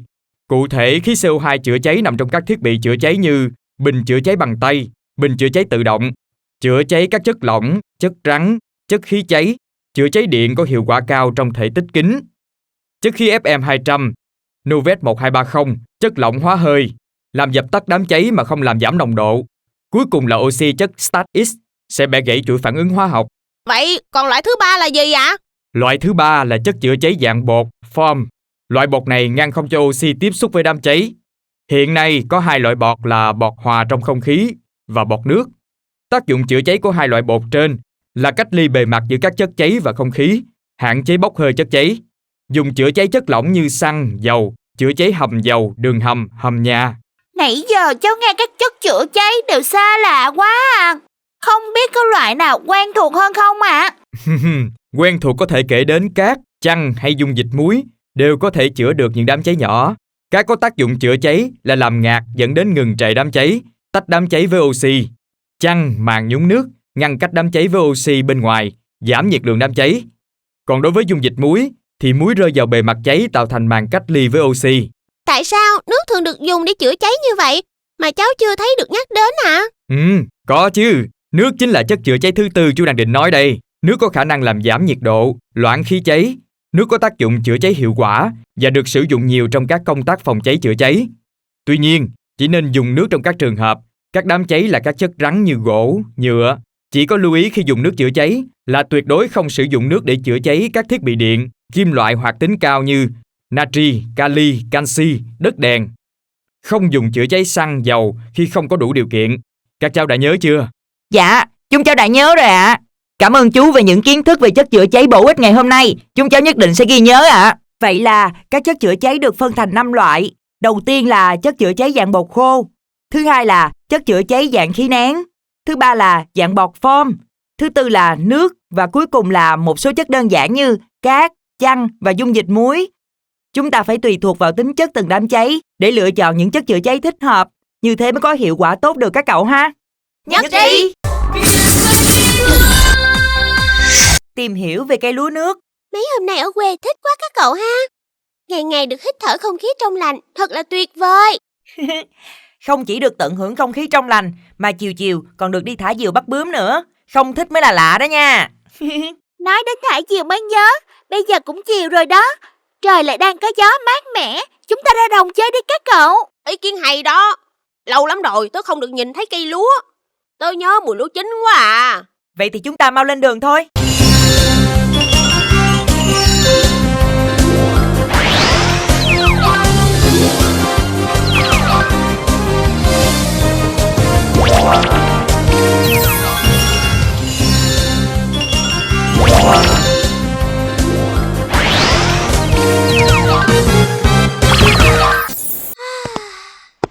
Mùi lúa chín thơm quá. Lúa này tớ đoán chỉ mấy hôm nữa là thu hoạch được thôi. Bạn nhỏ nói rất chính xác. Lúa này đã chín rồi và chỉ vài ngày nữa là sẽ được thu hoạch đó. Chúng cháu chào bác ạ. Chào các cháu. Các cháu có vẻ không phải người ở đây đúng không? Dạ, đúng vậy ạ. Đợt này đang nghỉ hè nên chúng cháu về đây chơi thôi ạ. Nhưng sao bác biết ạ? Nhìn các cháu có vẻ còn lạ lẫm và tò mò với cây lúa nên bác đoán là như vậy. Không ngờ lại đúng thật. Dạ, vì ở thành phố chúng cháu ít khi được thấy cây lúa nên mới tò mò như vậy. Không biết bác có thể nói kỹ hơn về cây lúa cho chúng cháu nghe được không? Được, tất nhiên là được rồi. Lúa là một trong 5 loại cây lương thực chính của thế giới. Không những thế, Việt Nam còn là một trong số các quốc gia xuất khẩu lúa gạo lớn trên thế giới đó. Vì vậy, bác rất vui vì các cháu muốn tìm hiểu về loại cây lương thực này. Dạ, cháu rất tò mò về quy trình trồng lúa ạ. Bác sẽ nói sơ qua cho các cháu quy trình trồng lúa và thu hoạch nha. Đầu tiên là phải chọn hạt giống, sau đó đem đi ngâm ủ. Sau khi ngâm ủ, người ta có thể gieo thẳng các hạt lúa đã nảy mầm vào ruộng lúa đã được cày bừa kỹ, hoặc qua giai đoạn gieo mạ trên ruộng riêng để cây lúa non có sức phát triển tốt. Sau một khoảng thời gian thì nhổ mạ để cấy trong ruộng lúa chính. Sản phẩm thu được từ cây lúa là hạt lúa hoặc còn gọi là thóc. Sau khi xát bỏ lớp vỏ ngoài, thu được sản phẩm chính là gạo và các phụ phẩm là cám và trấu. Vậy những phần như cám và trấu có sử dụng được nữa không bác? Có chứ Mimi. Cây lúa là cây thực phẩm mà dường như chúng ta không bỏ đi bất cứ thứ gì. Hạt gạo dùng để chế biến được nhiều mặt hàng khác như bún, bánh, chế biến công nghiệp. Những sản phẩm phụ của cây lúa như rơm, rạ, cám còn là thức ăn tốt cho chăn nuôi. Từ rơm rạ, người ta sản xuất ra những loại giấy và cát tông chất lượng cao. Wow, vậy thì đúng là không bỏ được bộ phận nào rồi. Theo cháu được biết thì có thể trồng cây lúa ở nhiều địa hình khác nhau, có đúng không ạ? Đúng vậy. Quá trình phát triển nghề trồng lúa cổ truyền của nước ta diễn ra trên cả 3 loại địa hình, miền núi, trung du và đồng bằng. Không chỉ có thể trồng ở nhiều địa hình khác nhau, mà lúa còn có rất nhiều loại, và 2 loại phổ biến nhất đó là lúa nếp và lúa tẻ. Thành phần gạo tẻ được dùng thường xuyên trong các bữa ăn chính là cơm, còn gạo nếp thường được dùng để làm nhiều món ăn truyền thống như bánh chưng, bánh dày, xôi. Cảm ơn bác hôm nay đã cho chúng cháu biết thêm nhiều kiến thức về cây lúa như vậy. Chúng cháu nhất định sẽ ghi nhớ thật kỹ ạ. Bác rất vui vì các cháu đã quan tâm và tìm hiểu về cây lúa nước Việt Nam. Hôm nay đi chơi vui quá. Các cậu mau rửa tay rồi vào ăn cơm thôi. Đúng vậy, hôm nay chúng ta ra đồng chơi còn tìm hiểu được thêm bao nhiêu kiến thức về cây lúa nữa. Cây lúa vừa có gạo làm thức ăn cho con người, vừa có cám, có rơm rạ làm thức ăn cho động vật. Đúng là có giá trị nhiều thật các cậu ha. Từ ngàn đời nay, cây lúa đã gắn bó với con người, làng quê Việt Nam, đồng thời cũng trở thành tên gọi cho một nền văn minh. Nền văn minh lúa nước, cây lúa không chỉ mang lại sự no đủ, mà còn trở thành một nét đẹp trong đời sống văn hóa tinh thần của người Việt. Con người bắt đầu mặc quần áo từ bao giờ? Suka cầm túi gì mà nhiều vậy?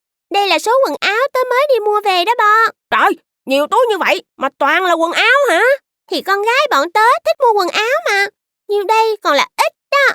Đúng vậy, Bo chẳng hiểu con gái chúng tớ gì cả. Không biết từ bao giờ mà chúng ta lại mặc quần áo các cậu ha. Tớ nhớ tớ đọc trong sách, thời Nguyên Thủy, con người không có mặc quần áo như bây giờ đâu. Thắc mắc này hay à nha. Tớ cũng tò mò vấn đề này lắm. Tò mò thì chúng ta phải tìm ngay câu trả lời thôi các cậu. Biệt đội siêu nhân nhí lên đường.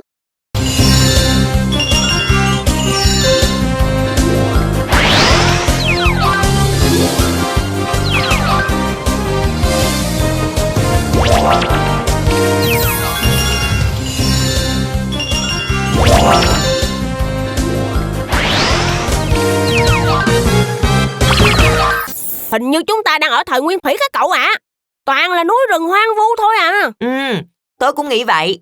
Không biết có thể tìm được ai giải đáp thắc mắc cho chúng ta không đây? Chào các cậu, là tớ đây. Hoa Tinh Thông, sao cậu lại tới đây thế? Tớ thấy các cậu đang cần giúp đỡ nên tớ có mặt ngay ấy mà. Sao nào? Hôm nay các cậu có thắc mắc gì đây? Chúng tớ đang thắc mắc không biết con người bắt đầu mặc quần áo từ khi nào. Cậu có thể giải đáp cho chúng tớ không? Theo một nghiên cứu mới về sự tiến hóa của loài rận, các nhà khoa học phát hiện ra rằng con người bắt đầu mặc quần áo từ cách đây 170.000 năm, đúng vào thời điểm con người vượt ra khỏi châu Phi và di cư đến những vùng khác. Ủa, sao nghiên cứu về loài rận lại biết được con người mặc quần áo từ bao giờ vậy? Do quần áo trang phục không thể tồn tại trong một khoảng thời gian dài. Vì vậy, trước đây việc sử dụng các phương pháp khảo cổ học truyền thống để xác định thời gian con người bắt đầu mặc quần áo là không thể. Chính vì thế, tiến sĩ David Reed, chuyên gia nghiên cứu động vật có vú thuộc Đại học Florida, cùng các cộng sự của mình đã chuyển sang nghiên cứu sự phân kỳ tiến hóa của các con rận khi chúng chuyển từ da đầu con người xuống quần áo. Từ đó xác định thời điểm con người bắt đầu biết mặc quần áo. Các cậu đã hiểu chưa nào? Thì ra là như vậy. Loài rận sống trên da đầu của con người, còn gọi là con chí, con cháy, là loài rận xuất hiện sớm nhất. Sau đó, khi con người biết mặc quần áo, thì loài rận này bắt đầu phân hóa làm hai. Một loài chuyển sang sinh sống trên phần da của cơ thể, còn gọi là rận quần áo. Vào khoảng 100.000 năm trước, con người mới bắt đầu di cư đến những vùng lạnh và cao hơn. Tuy nhiên, dựa trên những dữ liệu và phương pháp tính toán mới, các chuyên gia của Đại học Florida đã phát hiện ra rằng loài chí và rận bắt đầu phân hóa cách đây 170.000 năm. Con số này nếu suy luận ra cũng đồng nghĩa với thời điểm đầu tiên con người mặc quần áo từ những chất liệu khác nhau, chứ không chỉ là những tấm da mặc trên người để giữ ấm cơ thể. Không biết những bộ quần áo đầu tiên con người mặc được làm từ chất liệu gì nhỉ? Theo các nhà khảo cổ học và nhân chủng học, trang phục sớm nhất có thể bao gồm lông thú, da, lá cây hoặc cỏ được phủ lên, quấn hoặc buộc quanh người. Đúng là muốn tìm hiểu cũng không dễ các cậu ha. Tớ thắc mắc không biết tại sao con người phải sáng tạo ra quần áo để mặc trong khi trước đó không cần mặc cũng được mà. Có nhiều lý do khiến chúng ta bắt đầu phát minh ra quần áo. Ví dụ như khi trời quá lạnh, buộc chúng ta phải có thêm quần áo để giữ ấm cơ thể. Hoặc trời quá nắng, thì quần áo sẽ bảo vệ cơ thể khỏi ánh nắng gắt. Từ những nguyên nhân sức khỏe và sự tiến hóa hiểu biết về việc che chắn cơ thể, khiến chúng ta đã sáng tạo ra quần áo và phát triển đến ngày hôm nay. Chúng tớ hiểu rồi. Cảm ơn Hoa Tinh Thông hôm nay đã đến đây giải đáp thắc mắc giúp chúng tớ nha. Không có gì, tớ rất sẵn lòng giúp đỡ các cậu. Vậy là theo một nghiên cứu mới về sự tiến hóa của loài rận, các nhà khoa học phát hiện ra rằng con người bắt đầu mặc quần áo từ cách đây 170.000 năm, đúng vào thời điểm con người vượt ra khỏi châu Phi và di cư đến những vùng khác. Dù sao, đây cũng chỉ là một nghiên cứu mang tính chất tham khảo, bởi chất liệu quần áo nhanh chóng xuống cấp so với đồ tạo tác bằng đá, xương, vỏ và kim loại. Nên việc xác định được thời gian chính xác là rất khó đó các cậu. Chúng tôi nhớ rồi. Vitamin D có tác dụng gì? Thời tiết hôm nay mát mẻ quá à. Chắc tớ phải ra tắm nắng một chút để da hấp thụ vitamin D mới được. Tớ cũng thế. Chúng ta tập thể dục nhẹ nhàng tầm 15 phút đi Suka. Vitamin D là gì mà phải hấp thụ vậy các cậu? Cụ thể vitamin D là gì thì tớ không biết. Nhưng mẹ tớ bảo vitamin D rất tốt cho cơ thể, mà thường sẽ có ở những tia nắng buổi sớm như thế này đó. Tớ cũng nghe nói vitamin D rất tốt, mà không biết là tốt như thế nào. Vậy thì nhân đây, chúng ta cùng đi tìm hiểu lợi ích của vitamin D đối với cơ thể đi các cậu. Ý kiến hay đó, chúng ta mau lên đường thôi.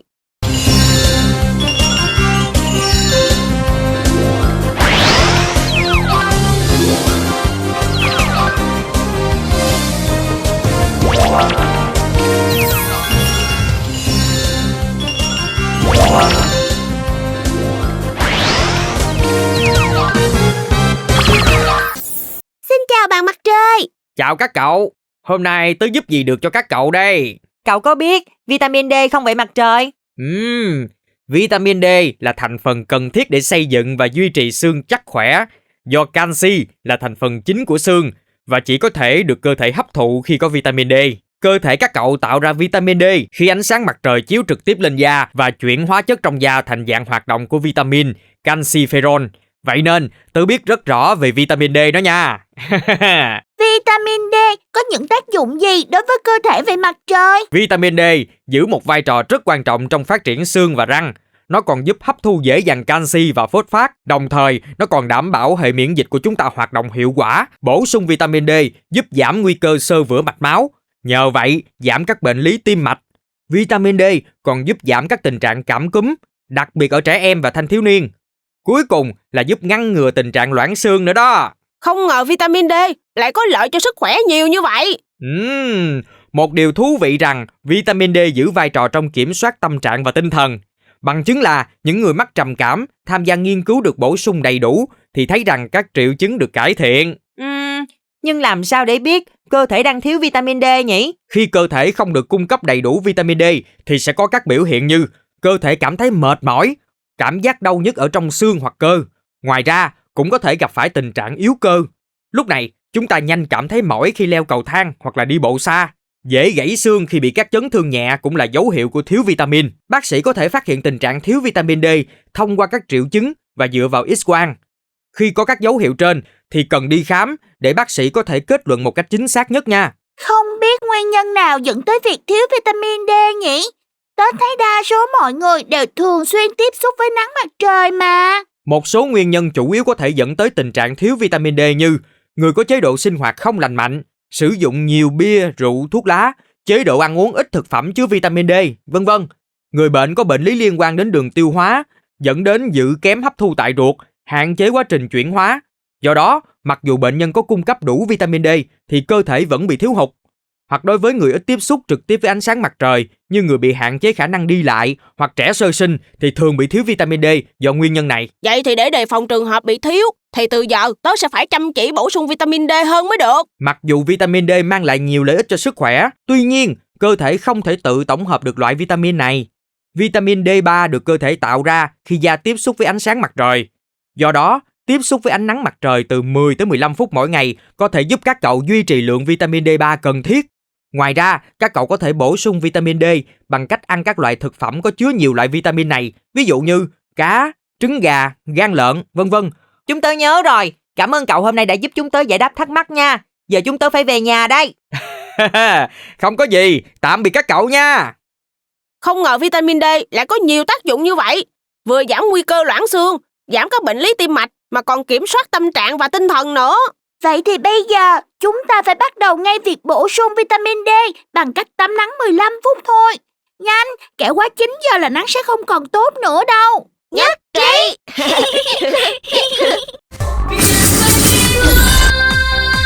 Cấu tạo và nguyên lý hoạt động của xe máy như thế nào? Bò béo mới được mua xe đạp mới đúng không? Thích ghê ha. Do thành tích học tập kỳ này của tớ tốt nên bố mẹ thưởng cho tớ chiếc xe đạp mới đó. Các cậu cũng có xe đẹp hết rồi còn gì. Không biết bao giờ chúng ta mới được đi xe máy các cậu ha. Chị tớ vừa tốt nghiệp đại học xong, được thưởng một chiếc xe máy. Đẹp ơi là đẹp. Chúng ta còn nhỏ, lâu lắm mới được đi xe máy Suzuka à. Nói tới xe máy thì tớ cũng tò mò thật đó. Ước gì có thể lớn thật nhanh để được đi xe máy. Như vậy thì không cần phải đạp mệt nghỉ nữa. Các cậu đã thích xe máy như vậy thì hôm nay chúng ta cùng đi tìm hiểu một chuyến đi. Trang bị thêm cho mình kiến thức cũng rất tốt đó. Tớ đồng ý, chúng ta mau lên đường thôi.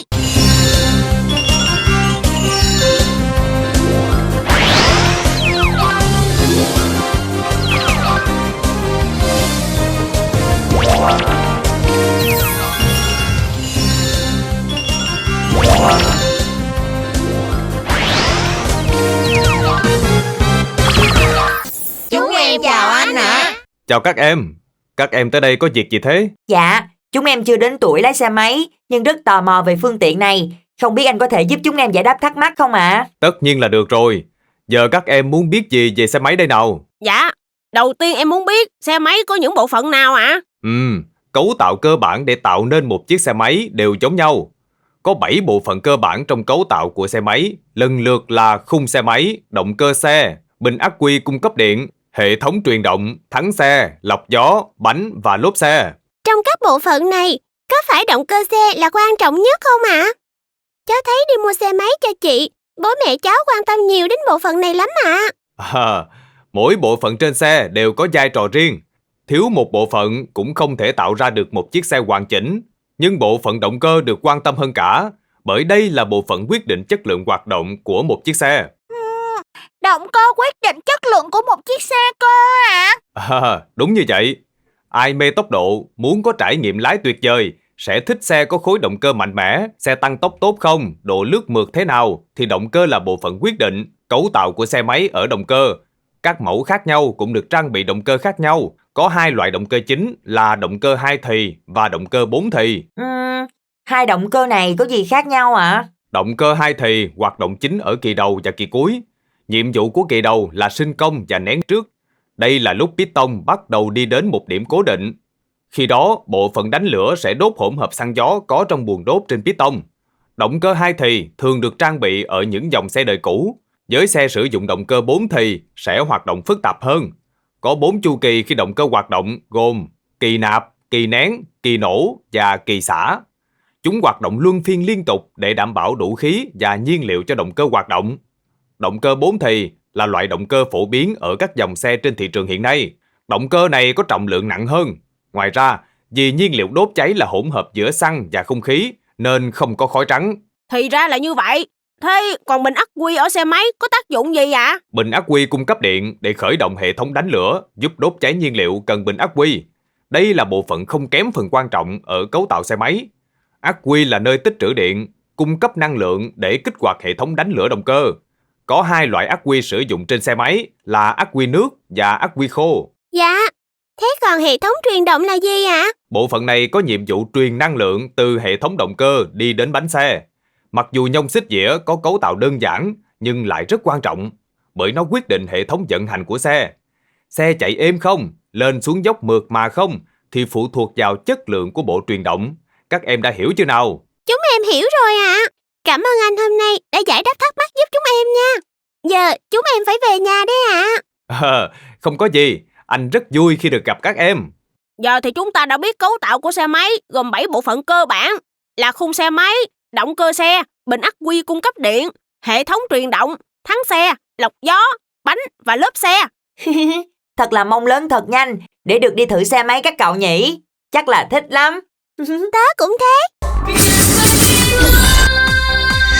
Câu chuyện về lòng biết ơn. Các cậu ơi, nhanh lên. Có chuyện gì thế Suka? Bờm đang chuẩn bị kể chuyện cho chúng ta nghe đó. Thật vậy sao? Không biết hôm nay sẽ là câu chuyện gì đấy ta? Sau khi tớ kể câu chuyện ngày hôm nay, nếu ai đoán đúng ý nghĩa của chuyện, thì tớ sẽ có một phần quà. Wow, câu chuyện hôm nay có vẻ thú vị à nha. Giờ thì chúng ta bắt đầu câu chuyện thôi nào.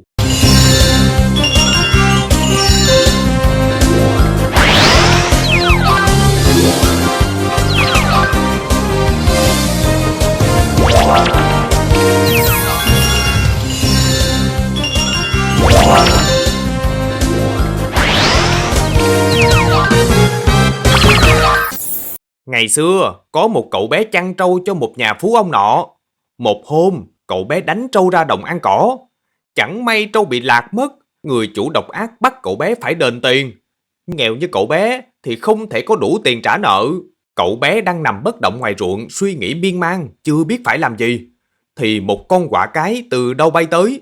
Thấy cậu bé nằm im, quạ định làm hại, thì bé nhanh tay tóm được con quạ và nói: Quạ định làm hại ta à?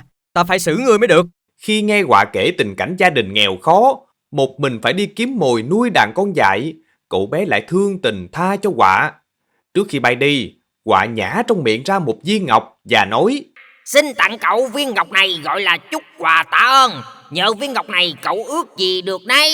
Quạ, quạ, quạ. Ước gì? Ta có một con trâu. Tức thì một con trâu to béo hiện ra, cậu bé dắt trâu về trả chủ rồi xin nghỉ việc. Sau đó nó cầm viên ngọc trong tay và ước: Ước gì ta có một ngôi nhà đẹp để ở. Tức thì một ngôi nhà đẹp hiện ra, cậu bé được thể ước luôn: Ước gì ta có một người vợ đẹp. Quả nhiên trong làng có cô gái trẻ đẹp đến xin làm vợ. Nhờ viên ngọc, hai vợ chồng ước gì được nấy, cuộc sống vật chất đầy đủ toàn vẹn. Nhưng người vợ có tính tham lam, vì vậy thừa lúc chồng đi vắng, nàng đánh cắp viên ngọc quý rồi bỏ về nhà bố mẹ. Cậu bé về nhà thấy mất cả ngọc, mất cả vợ, ngồi ôm mặt khóc nức nở. Trời, cậu bé đáng thương quá à. Đúng lúc đó, ông Bụt hiện ra hỏi lý do. Nghe cậu bé kể đầu đuôi câu chuyện, Bụt liền bảo: Thôi đừng khóc nữa, ta có cách giúp con. Nói xong, Bụt đưa nó 2 bông hoa, một bông trắng, một bông đỏ, và dặn: Nghe đây, con đem bông hoa trắng trồng trước nhà vợ con. Nhiều chuyện tức cười sẽ xảy ra sau đó, và họ sẽ phải cầu cứu tới con. Lúc ấy, con sẽ dùng bông hoa đỏ để cứu họ. Cậu bé làm theo lời Bụt dặn. Cậu đem bông hoa trắng trồng ngay trước cửa nhà vợ. Bồn hoa xông ra một mùi thơm khác thường, khiến cả nhà bên vợ xúm lại ngửi. Nhưng lạ thay, vừa ngửi xong, mũi người nào người nấy cứ từ từ dài ra như cái giò voi. Cậu bé nghe tin, đến nhà vợ hỏi thăm. Bố vợ ra gặp và nói: Con ơi, không biết nhà ta có tội gì mà bị trời phạt như thế này, thật xấu hổ quá. Tại vợ con đã ăn cắp viên ngọc quý của con đó. Nghe vậy, ông ta hối lỗi, sai trả lại viên ngọc và bảo con gái mình về ở với chồng.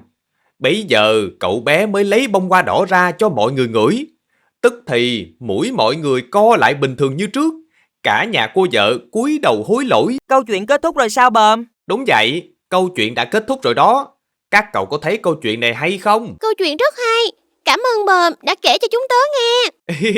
Không có gì. Giờ chúng ta về nhà thôi. Về nhà, tớ sẽ hỏi các cậu một số câu hỏi về câu chuyện này, xem các cậu có trả lời được không nha. Cậu yên tâm, nhất định tớ sẽ trả lời được. Các cậu rút ra bài học gì ở câu chuyện này không? Theo tớ thì bài học ở đây là không được tham lam. Nếu lấy thứ không phải của mình thì sớm muộn gì cũng bị trừng phạt. Còn theo tớ, câu chuyện một lần nữa khuyên rằng chúng ta phải biết ghi nhớ công lao của những người đã giúp đỡ mình. Con quạ trong câu chuyện vì để đền ơn cứu mạng đã tặng chàng trai viên ngọc quý, đồng thời khuyên mọi người luôn sẵn sàng giúp đỡ người khác. Có đúng không Bờm? Cả Bo và Suka hôm nay đều nói rất đúng. Đây chính là ý nghĩa của câu chuyện này. Bé tìm hiểu về nghệ thuật điêu khắc. Ui, bức tượng này nhà Tin Tin đẹp quá. Bức tượng này được chú tớ tặng đó ba. Chú Tin Tin giỏi ghê các cậu ha. Cái gì cũng làm được. Đẹp như thế này, vẽ tay đã khó rồi, còn đúc được thành tượng nữa. Cái này gọi là nghệ thuật điêu khắc đó ba. Tớ cũng thấy đẹp nữa. Nghệ thuật điêu khắc sao? Nghe lạ quá vậy. Chà, nghe tên thôi mà tớ đã thấy tò mò rồi. Không biết muốn tìm hiểu về nghệ thuật điêu khắc thì phải làm sao nhỉ? Muốn tìm hiểu thì chúng ta chỉ cần dùng rương thân là được thôi mà. Vậy thì còn chờ gì nữa mà không lên đường ngay thôi các cậu ơi.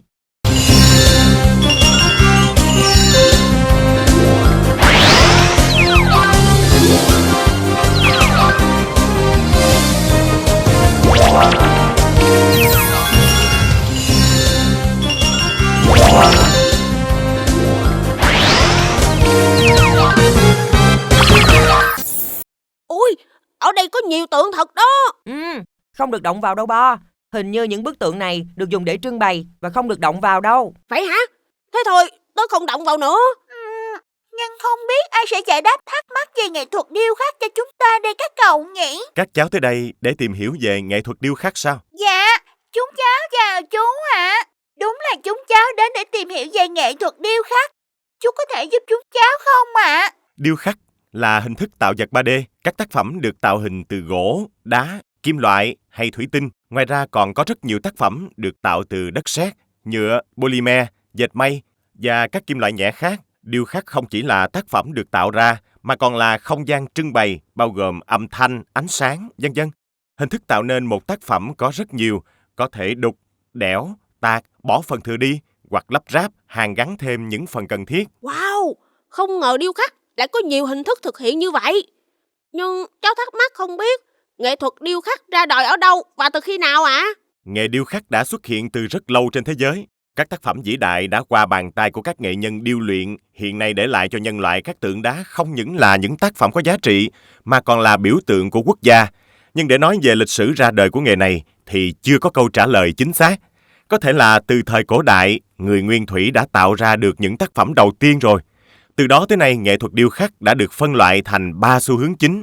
3 xu hướng đó là gì vậy ạ? 3 xu hướng lớn của điêu khắc trên thế giới hiện nay là hiện thực, trừu tượng và biểu hiện. Xu hướng hiện thực là mang những khoảnh khắc chân thực của đời sống hàng ngày vào tác phẩm. Thể loại trừu tượng là các tác phẩm khó để nhìn ra được ý nghĩa sâu xa của tác phẩm. Chỉ những người hiểu về tác phẩm, kết hợp liên tưởng nhiều hình ảnh khác nhau mới có thể suy diễn ra ý nghĩa một tác phẩm trừu tượng. Thể loại biểu hiện là thể loại dùng cả hình ảnh và ngôn từ kết hợp trong tác phẩm. Vậy giờ cháu muốn học điêu khắc có được không ạ? Tất nhiên là được rồi cháu. Có rất nhiều thể loại của điêu khắc mà cháu có thể lựa chọn để học đó. Các thể loại đó là gì ạ? Các thể loại của điêu khắc gồm tượng tròn là chân dung, toàn thân, tượng giường, bản thân, tượng trang trí. Thứ hai là tượng đài. Đây là các tượng mang giá trị, ý nghĩa lịch sử, thường các tác phẩm rất đồ sộ, chiếm không gian lớn. Thứ ba, phù điêu, hay còn gọi là chạm nổi, đắp nổi, chìm, lọng, cao, thấp, bon kênh. Cuối cùng là dây thép uốn, căng treo. Tạo hình thể loại này rất đa dạng và không giới hạn không gian đặc biệt. Nghe sơ qua thôi mà có vẻ khó quá à. Cháu còn nhỏ nên có thể tìm hiểu dần rồi lớn lên bắt đầu học nha. Chú rất khuyến khích các cháu hãy tìm hiểu nhiều hơn về nghệ thuật điêu khắc.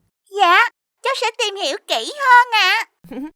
Cảm ơn chú hôm nay đã giúp chúng cháu biết thêm nhiều kiến thức về nghệ thuật điêu khắc. Giờ chúng cháu phải về nhà rồi ạ. Không có gì. Tạm biệt các cháu. Hôm nay chúng ta đã có một ngày để tìm hiểu về nghệ thuật điêu khắc. Các cậu thấy như thế nào? Tôi thấy đây là một loại hình nghệ thuật rất thú vị. Không chỉ nhiều thể loại mà còn đa dạng về cả nguyên liệu nữa. Nào là đá, gỗ, thủy tinh, nhựa, đất sét. Gần như thứ gì cũng có thể làm được hết á. Thật là hay các cậu ha. Sự thật thú vị về loài bạch tuộc. Ngày mai tiết khoa học, các cậu định thuyết trình giới thiệu về động vật gì vậy? Tớ định sẽ nói về sư tử. Vì lần trước chúng mình đã đi tìm hiểu về loài động vật này rồi, nên có nhiều kiến thức để nói. Tớ thì định nói về loài rùa. Cũng vì lần trước chúng ta đã đi tìm hiểu về loài rùa rồi đó.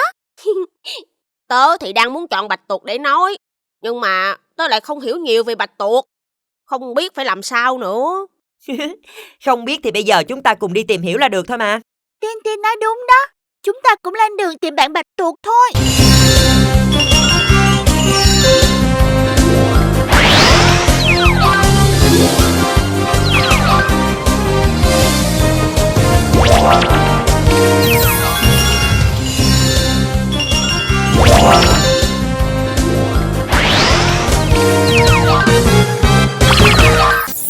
Xin chào bạn bạch tuộc. Hả?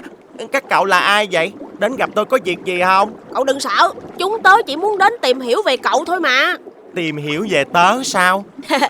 Ngày mai tớ có thuyết trình về động vật, mà tớ lại rất thích bạch tuộc, nên muốn tìm hiểu nhiều hơn về cậu ấy mà. Tớ rất vui vì các cậu lại có hứng thú về tớ như vậy.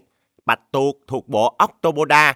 Chúng tớ là động vật thân mềm, ngắn, có hình oval và sống dưới đáy biển. Hiện nay có khoảng 289 đến 300 loài khác nhau đang sinh sống ở nhiều khu vực khác nhau trên trái đất. Con số này chiếm khoảng hơn 1/3 tổng số các loài động vật thân mềm trên thế giới đó. Wow, không ngờ các cậu lại có nhiều như vậy. Tớ nhìn thấy cậu đi trong nước nhẹ nhàng và uyển chuyển như vậy. Chắc là cậu không có xương đâu nhỉ? Đúng như vậy, không giống các động vật thân mềm khác. Phần lớn cấu trúc cơ thể của bạch tuộc là loài không xương và không có vỏ cứng bên ngoài. Vì vậy chúng tớ có thể len lỏi qua các khe đá dưới lòng đại dương một cách dễ dàng. Phần cứng duy nhất trên cơ thể chúng tớ là mỏ vẹt nằm ở dưới đầu và giữa tám chi. Các cậu mềm mại như vậy, có sợ bị các loài động vật khác bắt nạt không? Dù chúng tớ có cấu tạo không xương và không có vỏ cứng, nhưng mà bạch tuộc không phải là một loại dễ bị bắt nạt đâu nha. Bạch tuộc có 8 chi dạng xúc tu. Những chi này của bạch tuộc được ví như một buồng thủy tĩnh học cơ bắp, có tác dụng giống như giác hút, giúp bạch tuộc có thể giữ chặt con mồi, đồng thời giúp xác định được địa hình và hình dạng của những thứ chúng tớ đang bám vào. Bạch tuộc có 3 cơ chế để tự vệ, đó là phun mực, ngụy trang và tự tháo bỏ tua. Phần lớn chúng tớ sẽ phun ra một loại mực hơi đen và dày để thoát khỏi kẻ thù. Không những vậy, loại mực này còn có thể làm át mùi, giúp chúng tớ lẫn trốn dễ dàng hơn nữa đó. À, tớ nhớ rồi. Bạch tuộc còn có thể đổi màu sắc để lẫn trốn kẻ thù nữa đúng không? Rất chính xác. Đây chính là một điểm rất thú vị của loài bạch tuộc chúng tớ. Bạch tuộc ngụy trang bằng những tế bào da có thể thay đổi màu, độ mờ hay tính phản chiếu của lớp biểu bì. Các tế bào sắc tố này sẽ chứa những màu như cam, đỏ, vàng, nâu hay đen. Số lượng màu sẽ tùy thuộc vào từng loài khác nhau. Tớ nhớ trong một cuốn sách có viết bạch tuộc có thể phân biệt được các hình dạng khác nhau và bắt chước được mọi hoạt động của vật thể sau khi quan sát nữa. Thật là thú vị ha. Chưa hết đâu nha. Nói điểm đặc biệt thì tớ phải khoe với các cậu là bạch tuộc được xếp vào động vật có trí thông minh cao và có thể thông minh hơn bất kỳ loại động vật thân mềm nào. Bạch tuộc có một hệ thống trí nhớ ngắn hạn và dài hạn, có hệ thống thần kinh khá phức tạp. 2/3 neuron thần kinh nằm trong các tua. Các tua này có phản xạ khá phức tạp với sự điều khiển của 3 cấp độ hệ thần kinh. Wow, đúng là hôm nay cậu đã giúp tớ hiểu thêm rất nhiều về loài bạch tuộc rồi đó. Không ngờ các cậu lại có những đặc điểm thú vị như vậy. Còn rất là nhiều đặc điểm khác về bạch tuộc tớ muốn nói nữa với các cậu. Nhưng bây giờ muộn rồi, tớ phải về nhà đây. Chúng tớ cũng phải về đây. Tạm biệt và cảm ơn cậu nhiều nha. Bài thuyết trình ngày mai tớ hứa sẽ nói thật tốt để giới thiệu về cậu với các bạn ở lớp. Không có gì. Giờ thì cậu đã tự tin để ngày mai thuyết trình về loài bạch tuộc chưa ba? Tất nhiên là sẵn sàng rồi. Bạch tuộc có gần 300 loại khác nhau, có 8 xúc tua, dù không có xương nhưng cũng rất đáng sợ. Ngoài ra, bạch tuộc còn có trí thông minh rất tốt nữa. Bà béo nhớ kỹ thế này thì điểm thuyết trình ngày mai sẽ cao lắm đây. Phân biệt các loại ho thông thường của trẻ. Suka bị ho hả? Cậu đã uống thuốc chưa thế? Từ đêm qua đến giờ tớ cứ ho suốt à. Không biết bị làm sao nữa. Tớ cũng đang bị ho nữa nè. Từ sáng đến giờ ho đau hết cả cổ họng. Tớ nghe tiếng ho của Mimi không giống như tiếng ho của tớ. Các cậu có thấy vậy không? Ho có nhiều loại lắm. Tớ nhớ mỗi lần tớ ho, bố mẹ đều phải kiểm tra xem tớ bị ho loại nào để cho uống thuốc phù hợp đó. Hay là hôm nay chúng ta đến gặp bác sĩ để tìm hiểu về vấn đề này đi. Tớ cũng rất tò mò, không biết có những loại ho nào. Ý kiến hay đó, chúng ta mau lên đường thôi.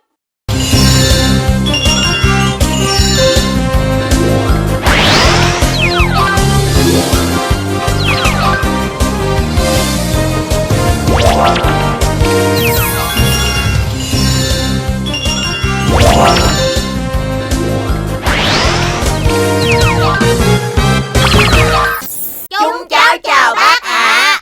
Chào các cháu, hôm nay các cháu tới tìm bác có việc gì vậy? Dạ, cháu với Mimi đang bị ho.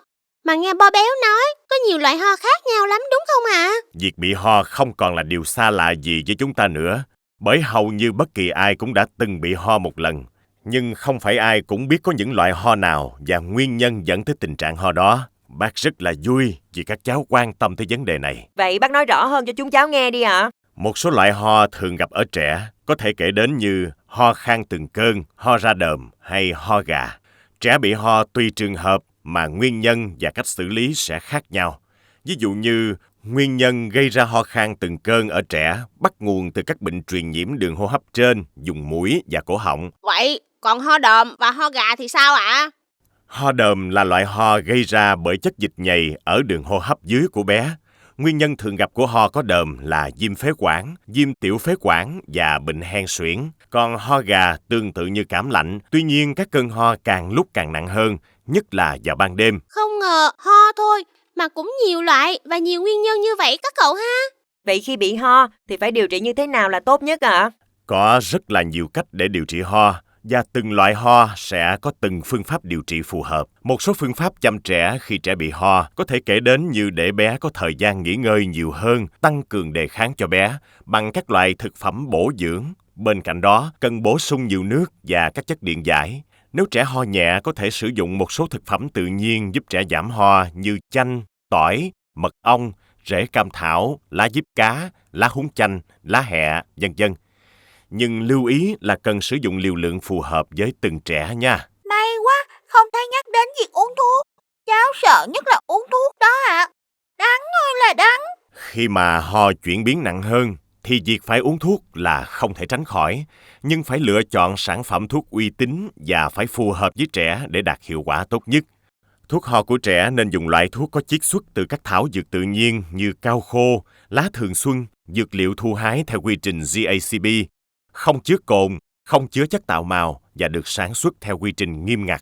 Dạ, chúng cháu hiểu rồi ạ. Xưa nay chúng ta có câu phòng bệnh hơn chữa bệnh. Vì vậy các cháu nên trang bị cho mình một số biện pháp phòng ngừa bệnh ho như tăng cường tập thể dục thể thao và các hoạt động ngoài trời nhiều hơn, tăng sức đề kháng cơ thể với bệnh tật, sử dụng khẩu trang tại những nơi đông người và không khí ô nhiễm, ăn các thực phẩm tốt cho sức khỏe, bổ sung đầy đủ các loại vitamin. Các cháu đã nhớ chưa nào? Chúng cháu nhớ rồi ạ. Cảm ơn bác hôm nay đã giải đáp thắc mắc giúp chúng cháu. Giờ chúng cháu phải về nhà đây ạ. Không có gì, bác rất là vui vì giúp được các cháu. Hôm nay chúng ta đã tìm hiểu được nhiều loại ho khác nhau như ho đờm, ho khan và ho gà. Thì ra mỗi loại ho đều có triệu chứng và nguyên nhân khác nhau. Thế mà trước giờ tớ không biết. Dù là loại ho nào thì chúng ta cũng cần phải quan tâm và điều trị dứt điểm. Bên cạnh đó, chúng ta cũng phải chăm chỉ ăn uống đầy đủ và tập thể dục thường xuyên để nâng cao sức khỏe các cậu ha. Nhất trí. Cá mặt quỷ có thực sự đáng sợ hay không? Ba béo hôm nay lại vẽ cơ hả? Đâu, cậu đưa tới xem nào. Hôm nay tớ có bài tập về nhà nên đang vẽ để mai nộp. Suka xem giúp tớ, vẽ đã giống con cá chưa? Ui, cậu vẽ con cá gì mà xấu thế này? Đúng là xấu thật đó. Các cậu đừng có cười tớ. Các cậu cũng biết là tớ vẽ xấu rồi mà. Bức tranh này của cậu sửa một chút nữa là giống cá mặt quỷ lắm đó ba. Cá mặt quỷ sao? Tên gì mà nghe đáng sợ vậy? Đúng là tên đáng sợ thật các cậu ha. Nhưng không biết loài cá này có thật sự đáng sợ không nhỉ? Điều này thì chúng ta phải dùng trương thần tìm hiểu mới biết được. Vậy còn chờ gì nữa? Chúng ta mau lên đường ngay thôi.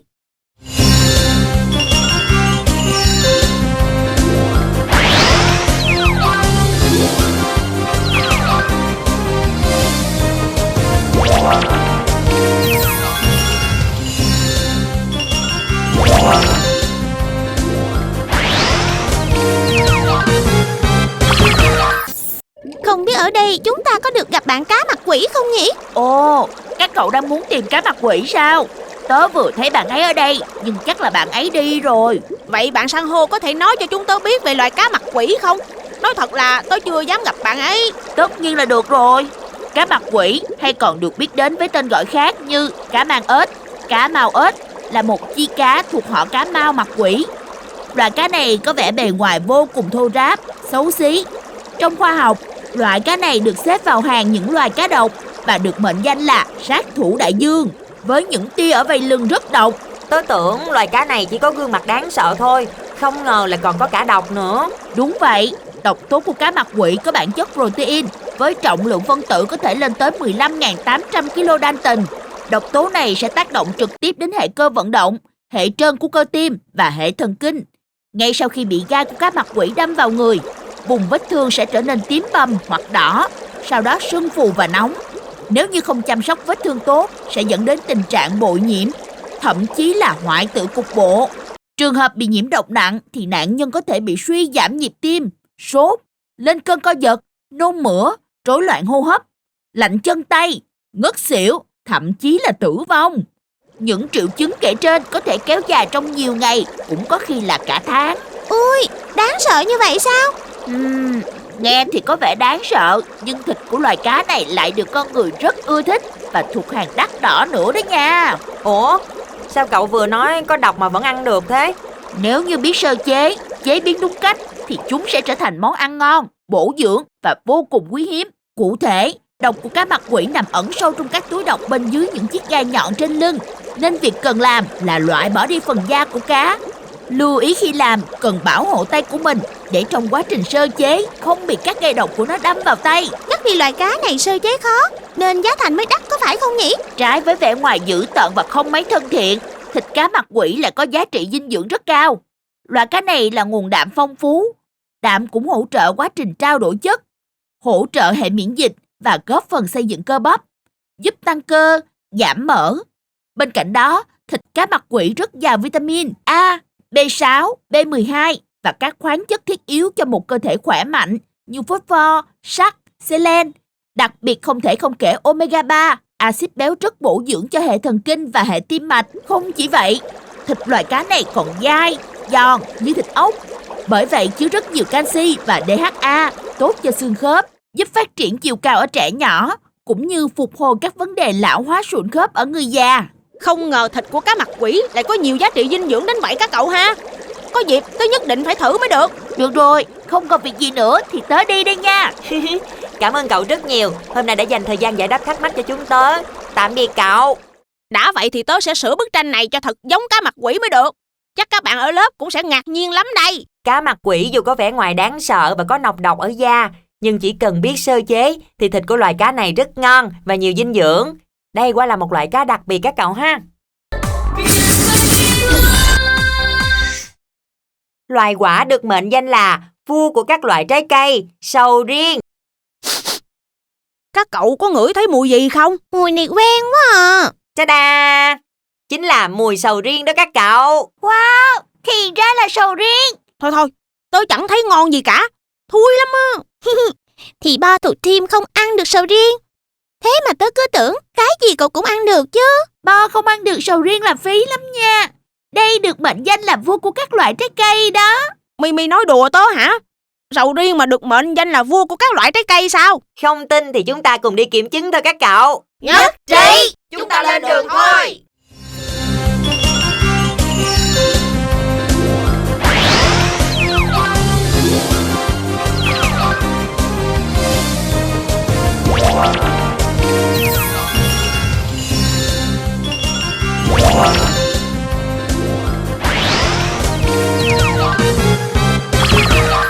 Xin chào bạn sầu riêng.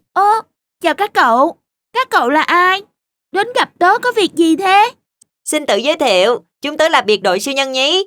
Hôm nay đến đây để nhờ cậu giải đáp một số thắc mắc. Không biết cậu có thời gian cho chúng tớ không? Tớ rất vui được gặp các cậu. Các cậu có thắc mắc gì cứ nói. Nếu tớ biết thì nhất định sẽ trả lời. Mày nói cậu được mệnh danh là vua của các loại trái cây, có đúng không vậy? Sầu riêng là một loại trái cây lớn, có mùi, theo nhiều người là khá nồng và nặng, nhưng cực kỳ giàu các chất dinh dưỡng, chẳng hạn như vitamin C, vitamin B, khoáng chất, chất béo lành mạnh, chất xơ và một số hợp chất thực vật có lợi khác. Sầu riêng thường có mặt tại nhiều quốc gia trong khu vực Đông Nam Á, điển hình là Việt Nam. Tự nhận thì hơi ngại, nhưng đúng là tớ được một số nơi mệnh danh là vua của các loại trái cây. Đó, Bo đã tin lời tớ chưa nè? Xin lỗi, nhưng tớ không ngửi được mùi của sầu riêng, nên cũng chưa dám ăn thử bao giờ cả. Có rất nhiều người lần đầu ngửi mùi của sầu riêng không quen, nhưng cậu hãy can đảm thử một lần. Tớ tin rằng mùi vị khi ăn sầu riêng sẽ giúp cậu cảm thấy thực sự bất ngờ đó nha. Đây cũng chính là lý do vì sao những ai đã ăn được sầu riêng thì đều cực kỳ thích và nhớ mãi hương vị của chúng tớ. Cậu có nói, sầu riêng ngoài hương vị đặc biệt còn có rất nhiều lợi ích tốt đối với sức khỏe. Đó là những lợi ích gì vậy? Lợi ích đầu tiên của sầu riêng là rất tốt cho tiêu hóa, giúp giảm các tình trạng như táo bón và tắc nghẽn trong ruột.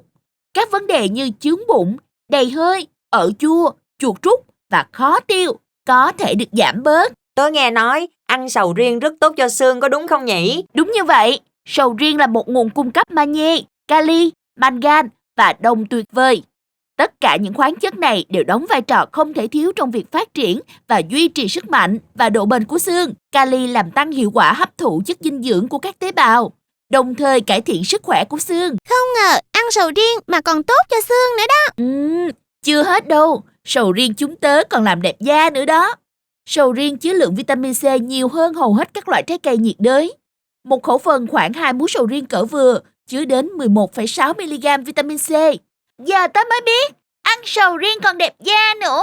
Vậy thì tớ càng phải chăm ăn sầu riêng hơn mới được. Tuy nhiên, sầu riêng là loại quả có chỉ số đường rất cao, lên đến 70%, giàu calo và cholesterol, nên các cậu không nên ăn quá nhiều một lúc, sẽ phản tác dụng đó nha. Chúng tôi nhớ rồi. Cảm ơn cậu rất nhiều. Hôm nay đã cho chúng tôi biết thêm thật nhiều kiến thức về sầu riêng nha. Không có gì, được gặp các cậu tớ rất vui. Giờ chúng tớ phải về nhà đây. Hẹn gặp lại cậu sau nha. Tạm biệt các cậu. Sầu riêng được mệnh danh là vua của các loại quả, nên từ giờ tớ phải học cách ăn sầu riêng mới được. Nếu chưa quen, Bo có thể ăn thử những thành phẩm được làm từ sầu riêng như bánh bía, kẹo sầu riêng, chè sầu riêng, bánh sầu, kem sầu. Những loại thực phẩm này có hương vị sầu nhẹ nhàng hơn, sẽ giúp cậu có thể làm quen dần. Ý kiến của Tin hay đó, tớ nhất định sẽ thử. Sắp tới cái khi Bo là người mê sầu riêng nhất trong số chúng ta cũng nên.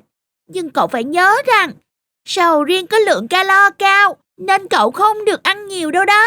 Tớ nhớ rồi, các cậu yên tâm.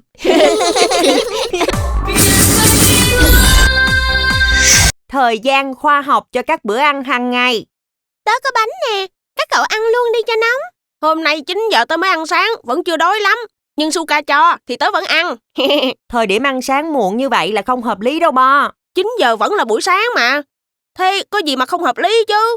Tớ cả ăn trưa, ăn tối đều muộn, có sao đâu. Theo tớ thì các bữa ăn trong ngày đều phải ăn đúng thời gian thì mới tốt cho sức khỏe được. Muốn biết Tin nói đúng hay không thì chúng ta đi tìm Hoa Tinh Thông đi. Chắc bạn ấy sẽ biết câu trả lời đó. Ý kiến hay đó. Vậy chúng ta lên đường ngay thôi.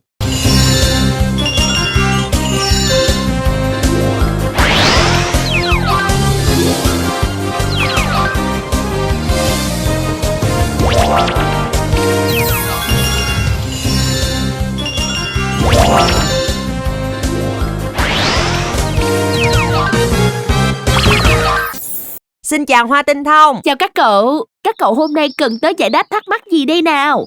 Hoa Tinh Thông ơi, Tin nói cần phải có thời gian khoa học cho các bữa ăn hàng ngày. Điều này có đúng không vậy? Nhiều nghiên cứu khoa học chỉ ra rằng thời gian ăn cũng quan trọng như những gì chúng ta ăn. Cơ thể cần có thời gian để tiêu hóa thức ăn và hấp thụ các chất dinh dưỡng. Vậy nên điều này là rất chính xác nha Bo. Vậy thời điểm nào là khoa học cho các bữa ăn vậy, Hoa Tinh Thông? Cụ thể, theo các chuyên gia sức khỏe, thời điểm lý tưởng để ăn bữa đầu tiên trong ngày là từ 7 đến 8 giờ sáng và không nên ăn sau 10 giờ, sẽ ảnh hưởng đến mức độ thèm ăn vào giờ ăn trưa, khiến các cậu đói một lần nữa sau 3 giờ chiều và tất nhiên làm cho các cậu ăn nhiều hơn. Bữa trưa thích hợp trong khoảng từ 12 giờ 30 đến 14 giờ. Trong thực tế, 13 giờ là thời gian tốt nhất để ăn trưa. Nếu ăn trưa không đúng giờ, bạn có thể cảm thấy bị kích thích sôi bụng, thất vọng và mệt mỏi không có lý do.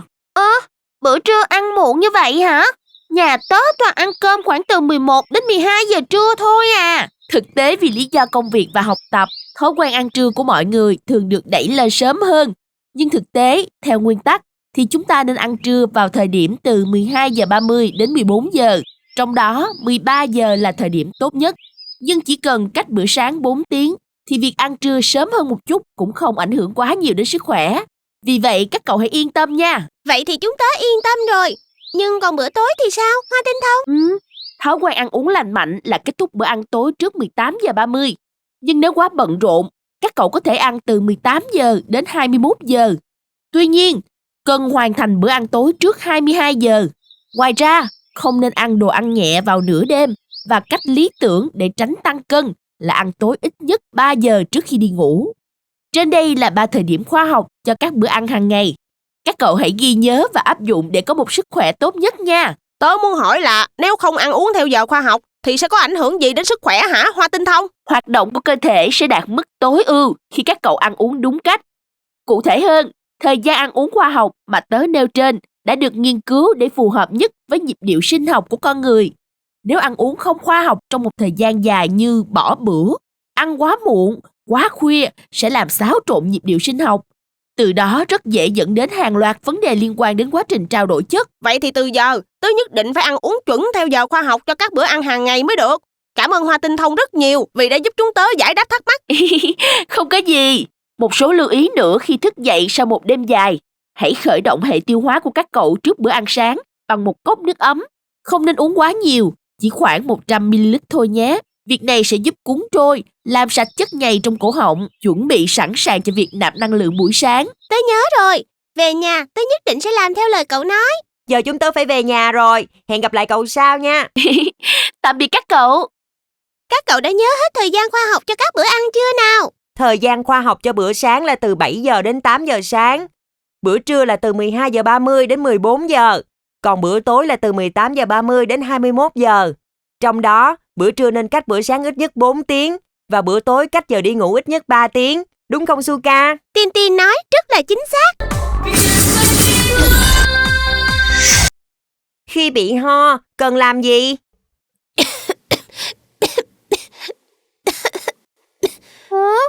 Suka bị ho hả? Sáng giờ tớ cứ thấy ngứa cổ ho suốt à. Không biết có phải là bị ốm rồi không? Dạo này thời tiết lạnh đột ngột nên không cẩn thận là dễ bị ho lắm. Vậy thì về nhà, Suka phải bảo bố mẹ ngay, để còn uống thuốc nha. Để như vậy là không được đâu. Uống thuốc hả? Tớ sợ uống thuốc lắm. Nếu ho nhẹ và không có gì nghiêm trọng thì cậu không nhất thiết phải uống thuốc đâu Suka. Thật vậy hả? Không biết tớ bị ho là vì nguyên nhân gì và có nghiêm trọng không nữa. Muốn yên tâm hay là chúng ta đến gặp bác sĩ đi để bác ấy khám cho Suka xem sao. Ý kiến hay đó. Chúng ta mau lên đường thôi.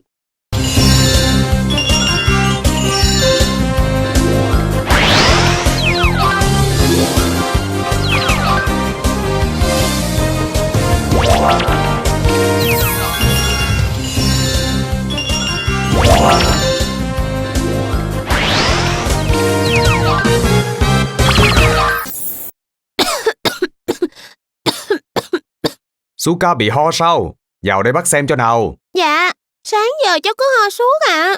Không biết nguyên nhân là gì. Ho là một phản xạ của cơ thể để bảo vệ đường hô hấp.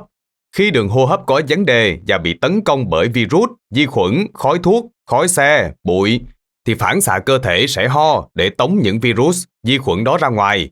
Trẻ có thể bị ho do nhiều nguyên nhân như cảm lạnh, viêm đường hô hấp, dị ứng, hen suyễn, ô nhiễm không khí hoặc do những nguyên nhân nghiêm trọng hơn như viêm phổi, ho gà, viêm phế quản. Dạ, vậy khi bị ho rồi thì cần xử lý như thế nào ạ?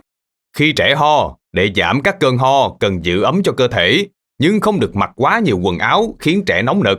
Tăng cường sức đề kháng cho trẻ bằng cách bú sữa mẹ hoặc uống sữa công thức. Ngoài ra, cần bổ sung nhiều nước và điện giải cho bé. Giúp trẻ dễ chịu nên massage ngực và bụng cho trẻ. Có thể tắm nước ấm, tăng cường độ ẩm để giúp trẻ dễ chịu hơn. Nếu trẻ bị ho kèm theo sổ mũi, bạn có thể kết hợp rửa mũi, nhỏ mũi.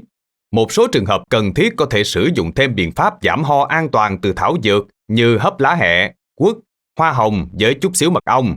Cần chú ý đảm bảo độ sạch và an toàn của thảo dược. Còn vấn đề ăn uống thì sao hả bác? Về chế độ dinh dưỡng, cần hạn chế cho bé ăn những thực phẩm không tốt cho bệnh ho như bạc hà, sô-cô-la, đồ ăn cay, nóng, nhiều dầu mỡ hoặc các chất kích thích, đồ uống có ga. Nên chia nhỏ bữa ăn và ăn trước khi ngủ ít nhất là 2 giờ nha. Suka nhớ đó nha. Tớ nhớ rồi. Trên thực tế, khi thấy trẻ bị ho, cha mẹ rất lo lắng và sợ trẻ viêm phổi, nên đến 3-4 ngày sẽ tự dùng thuốc trị ho cho trẻ. Đây là sai lầm của nhiều bậc cha mẹ, vì nếu tự điều trị thì việc cho trẻ uống thuốc ho gần như không có tác dụng.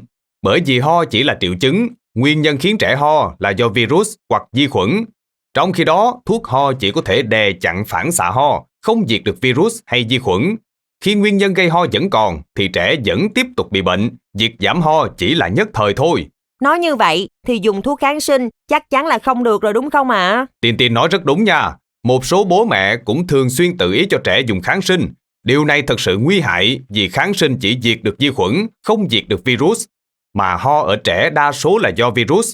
Vậy nên lời khuyên cho cha mẹ là cần bình tĩnh tìm hiểu nguyên nhân và các triệu chứng khi trẻ bị ho để có những phương pháp phù hợp cho cơn ho của trẻ. Nếu cần phải sử dụng thuốc thì nhất định phải tham khảo ý kiến của bác sĩ, chứ không nên tự tiện dùng đâu nha. Dạ, chúng cháu nhớ rồi ạ. Cảm ơn bác hôm nay đã giúp chúng cháu có thêm nhiều kiến thức về nguyên nhân và cách xử lý khi bị ho ạ. Không có gì. Giờ Suka vào đây bác khám cho nha. Bác sĩ nói Suka chỉ bị ho do thời tiết thay đổi đột ngột thôi, nên chỉ cần nghỉ ngơi, ăn uống điều độ là sẽ hết. Cậu không cần phải uống thuốc đâu. Thật là may quá. Tớ cứ sợ phải uống thuốc cơ. Thôi, chúng ta về nhà đi cho Suka còn nghỉ ngơi. Ngày mai cậu khỏe thì chúng ta lại chơi tiếp nha. Nhất trí. Cây tre và cây trúc có gì khác nhau? Suka đang vẽ gì đó? Tớ đang vẽ cây trúc đó ba. Cây trúc hả? Sao tớ nhìn giống cây tre thế? Tre với trúc, tớ tưởng là một. Giống nhau cũng là chuyện bình thường mà. Hình như tre với trúc cùng họ với nhau, nhưng không phải là một đâu các cậu. Điều này thì tớ cũng không biết nữa. Hay là chúng ta thử đi tìm hiểu xem sao đi. Ý kiến hay đó. Tớ cũng rất muốn biết. Vậy thì chúng ta mau lên đường thôi.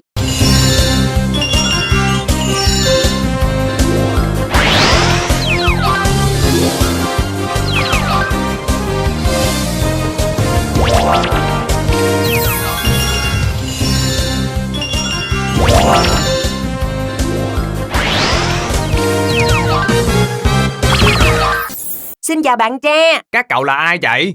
Đến gặp tôi có chuyện gì thế? Chúng tớ là biệt đội siêu nhân nhí. Hôm nay đến đây muốn tìm hiểu một chút về loài tre các cậu. Cậu có thể giúp chúng tớ không? Tớ rất vui vì các cậu quan tâm đến tớ. Tre là loại cây thuộc nhóm thực vật thân xanh. Chúng tớ là cây thân gỗ, thuộc cây rễ chùm, cấu trúc thân dạng rỗng. Từ lâu, tre đã được xem như biểu tượng trong đời sống văn hóa, tinh thần của người Việt. Trong xã hội hiện đại, tre được ví như một loại thép xanh trong lĩnh vực xây dựng.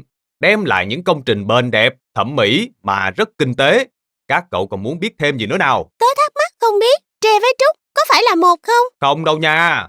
Trúc là một trong 4 loại cây tứ quý theo quan niệm dân gian. Điều đó thuộc về quy phạm nghệ thuật chơi cây cảnh, gồm có tùng, cúc, trúc, mai. Hình ảnh cây trúc gắn liền với biểu tượng cao quý và thanh cao của con người, là biểu tượng của sự kiên định, vững vàng, luôn nỗ lực vượt qua mọi nghịch cảnh. Tre và trúc nhìn qua thì có vẻ giống, nhưng chắc chắn không phải là một đâu nha. Vậy làm sao có thể phân biệt được tre và trúc nhỉ? Muốn phân biệt thì chúng ta dựa vào đặc điểm của từng loại. Thân cây tre được phân thành nhiều đốt và có cấu tạo rỗng bên trong. Lá tre thường mọc nhiều ở phần ngọn và rũ xuống, tạo thành các tán rộng. Cây tre dài và to, nhưng các mắt tre ngắn, và cây tre thường mọc nhiều cành nhỏ, dùng để tạo ra các vật dụng trong gia đình, làm nên những sản phẩm nội thất đẹp, sang trọng như bàn tre, ghế tre. Trúc thường có thân nhỏ hơn tre, thành các bụi rậm, lá cũng nhỏ và thưa hơn tre. Phần thân và rễ cây tương đối, cành trúc mềm mại và uyển chuyển. Cây trúc có tốc độ sinh trưởng phát triển khá nhanh. Tuy không phải là cây cho bóng mát, nhưng nó là loài cây ưa sáng, thường được dùng để làm cây cảnh, làm hàng rào trang trí mà không phải tốn nhiều công chăm sóc. Vỏ cây trúc có độ óng mượt, mắt ngắn, dùng để làm cây cảnh, trang trí, làm các vật dụng như sáo trúc, các tấm mành treo nhà. Nói như vậy mới thấy cả tre và trúc đều có nhiều giá trị kinh tế quá các cậu ha. Đúng như vậy. Như cây tre chúng tớ, thì hình ảnh của cây tre gắn liền với đời sống của người dân Việt Nam từ thời dựng nước. Giữ nước không chỉ có giá trị cao về kinh tế, tre còn mang lại những ý nghĩa tốt đẹp về đời sống tinh thần của con người. Dường như mọi bộ phận trên cây tre đều đem đến những ứng dụng nổi bật cho con người, như trong xây dựng, trong đời sống sinh hoạt, thủ công mỹ nghệ hay nông nghiệp. Vậy còn cây trúc thì sao? Nếu như công dụng của cây tre thiên về các ứng dụng thực tiễn, phục vụ nhu cầu sinh hoạt của người dùng, thì cây trúc lại hướng đến giá trị thẩm mỹ và văn hóa tâm linh, phong thủy. Với vẻ đẹp sang trọng, trang nhã và màu xanh mát dịu nhẹ, lại dễ trồng. Cây trúc thường được dùng trong lĩnh vực trang trí nội thất, làm cảnh quan sân vườn, tạo ra hệ sinh thái trong lành nơi công cộng. Cụ thể như làm tiểu cảnh công viên, khu nghỉ dưỡng, resort, có phải là đều rất hữu ích không nào? Đúng như vậy. Cảm ơn bạn tre hôm nay đã giúp chúng tớ giải đáp thắc mắc nha. Nhờ cậu mà giờ chúng tớ đã phân biệt được tre với trúc và công dụng của từng loại cây rồi đó. Không có gì, tớ rất vui vì được giúp đỡ các cậu. Giờ chúng tớ phải về nhà rồi. Hẹn gặp lại cậu lần sau nha. Tạm biệt các cậu nha. Vậy là tớ vẽ nhầm sang cây tre rồi. Để tớ vẽ lại mới được. Tre với trúc cùng họ với nhau, nhìn qua thì giống nhau, nhưng thực chất lại là hai loài cây khác nhau. Nhưng từ ngàn đời nay, dù cây tre hay cây trúc thì đều được xem là những người bạn thân quen với người dân Việt Nam trong đời sống sinh hoạt cũng như các hoạt động thường ngày. Vậy nên, chúng ta quan tâm một chút sẽ phân biệt được hai loài cây này thôi. Chúng tôi nhớ rồi.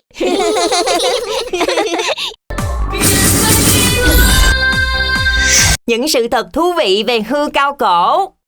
Các cậu đã chuẩn bị bài cho tiết dự giờ ngày mai chưa? Tớ chuẩn bị hết rồi. Nhưng có một câu hỏi tìm hiểu về hươu cao cổ thì tớ chưa làm. Tớ cũng đang định hỏi các cậu về câu này đây. Trước giờ tớ cũng chưa tìm hiểu về hươu cao cổ bao giờ cả.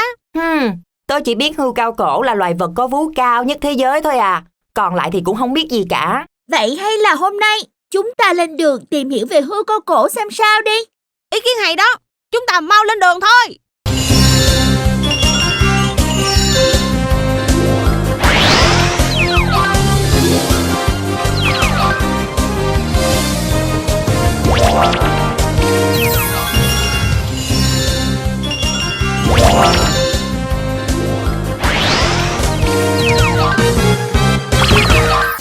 Xin chào bạn hươu cao cổ. Xin chào các cậu. Các cậu là ai thế? Đến gặp tớ có việc gì vậy? Chúng tớ là biệt đội siêu nhân nhí. Hôm nay chúng tớ đến đây vì muốn tìm hiểu nhiều hơn về hươu cao cổ các cậu đó. Không biết cậu có sẵn lòng nói cho chúng tớ nghe không? Tất nhiên là được rồi. Tớ rất vui vì các cậu đã quan tâm đến loài hươu cao cổ chúng tớ. Theo tớ được biết, hươu cao cổ là loài động vật có vú cao nhất thế giới. Không biết điều này có đúng không? Rất chính xác. Hươu cao cổ là loài động vật có vú cao nhất thế giới. Chỉ riêng đôi chân đã cao tương đương một người trưởng thành, khoảng 180cm. Không chỉ chiều cao mà cái đuôi của chúng tớ cũng được mệnh danh là dài nhất trong các loài động vật có vú trên cạn với chiều dài hơn 2 mét. Wow, đúng là cao và dài thiệt đó nha. Chính vì có đôi chân dài nên chúng tớ cũng chạy khá nhanh, khoảng 56 km/h ở cự ly gần và 16 km/h ở cự ly dài. Thêm một điều ít người biết nữa chính là hươu cao cổ chỉ cần uống nước một lần cho nhiều ngày. Một lượng nước lớn được chúng tớ hấp thu từ thực vật mà chúng tớ ăn, nên không cần bổ sung quá nhiều nước trực tiếp nữa. Ồ, vậy thì các cậu khác chúng tớ rồi. Riêng uống nước thì ngày nào chúng tớ cũng phải uống mới được. Nếu không thì khác lắm. Còn một điều nữa mà chắc các cậu sẽ thấy ngạc nhiên, đó chính là việc phần lớn thời gian trong ngày chúng tớ đều đứng, thậm chí cả lúc ngủ. Ngủ mà cậu vẫn đứng sao? Đúng vậy. Thực tế hươu cao cổ chỉ dành khoảng 10 phút đến 2 tiếng để ngủ mỗi ngày. Chúng tớ có giấc ngủ ngắn nhất trong tất cả các loài động vật có vú. Cộng thêm khi đứng, chúng tớ có thể quan sát rộng khắp. Và cú đá mạnh mẽ chỉ thực hiện được khi đứng là kỹ năng phòng thủ mạnh nhất chống lại kẻ thù. Nên phần lớn chúng tớ không ngồi hay nằm mà sẽ chỉ đứng thôi. Đúng là một điều thú vị mà giờ chúng tớ mới biết đó. Chúng tớ còn rất nhiều những điều thú vị khác mà các cậu chưa biết. Ví dụ như hươu cao cổ có thị lực đáng kinh ngạc. Có nghĩa là chúng tớ có thể đi lang thang và lạc khỏi nhau, nhưng có thể tìm được đường trở lại rất dễ dàng. Thứ hai là những đốm đặc biệt bao phủ bộ lông của hươu cao cổ đóng vai trò như một lớp ngụy trang tốt để bảo vệ hươu cao cổ khỏi những kẻ săn mồi. Khi hươu cao cổ đứng trước cây cối và bụi rậm, màu lông sáng và tối của chúng tớ sẽ hòa quyện với bóng tối và ánh sáng mặt trời. Thứ ba là có thể xác định giới tính thông qua cặp sừng trên đầu của chúng tớ. Các cậu có biết cách phân biệt không? Thật á? Điều này tớ là chịu thua luôn rồi đó. Tớ cũng vậy. Vậy để tớ nói cho các cậu biết. Cả con đực và con cái đều có sừng, nhưng con cái nhỏ hơn và được bao phủ bởi lông ở đỉnh. Hươu cao cổ đực có thể có thêm 3 sừng. Ngoài ra, hươu cao cổ đực và hươu cao cổ cái ăn từ các phần khác nhau của cùng một cây. Điều này là để ngăn chặn sự cạnh tranh giữa đực và cái nữa đó. Vậy là từ giờ tớ đã có thể phân biệt được hươu cao cổ đực và cái rồi. Cảm ơn bạn Hươu hôm nay đã giúp chúng tớ hiểu thêm nhiều về cậu nha. Không có gì, tớ rất vui vì được gặp các cậu. Vậy là tiết dự giờ ngày mai tớ không còn lo gì nữa rồi. Đến câu hỏi về hươu cao cổ, nhất định tớ sẽ giơ tay đầu tiên. Hươu cao cổ là loài động vật sống ở châu Phi, rất dễ nhận biết nhờ chiếc cổ dài nổi bật. Các nghiên cứu trước đây đều cho rằng sở dĩ loài động vật này phát triển chiếc cổ dài tới 1/2 cơ thể là do quá trình tiến hóa để thích nghi điều kiện khí hậu khô cằn ở lục địa châu Phi. Thức ăn yêu thích của loài vật này là lá non trên cây cao, nên cổ dài để vươn tới những cây cao đó. Đây là những kiến thức tớ đọc thêm được trong sách. Cậu nhớ giới thiệu sơ lược về loài hươu cao cổ trước, rồi sau đó mới đến những đặc điểm nổi bật nha. Cảm ơn Tin Tin, tớ nhất định sẽ ghi nhớ. Nước mắm truyền thống được sản xuất như thế nào? Mời các cậu ăn cơm. Không có nước mắm hả ba? Suka thích chấm nước mắm hả? Tớ thì lại thích chấm nước tương, nên chỉ lấy nước tương thôi à. Tớ cũng thích chấm mắm hơn. Vậy để tớ đi lấy nước mắm cho cậu nha. Nhà tớ có nước mắm truyền thống ngon lắm. Các cậu đã bao giờ tò mò nước mắm được sản xuất như thế nào chưa? Nghe cũng tò mò nha. Tớ thích ăn mắm lắm, nhưng mắm được sản xuất như thế nào thì tớ cũng không biết. Vậy thì sau bữa cơm hôm nay, chúng ta thử đi tìm hiểu đi. Nhất trí.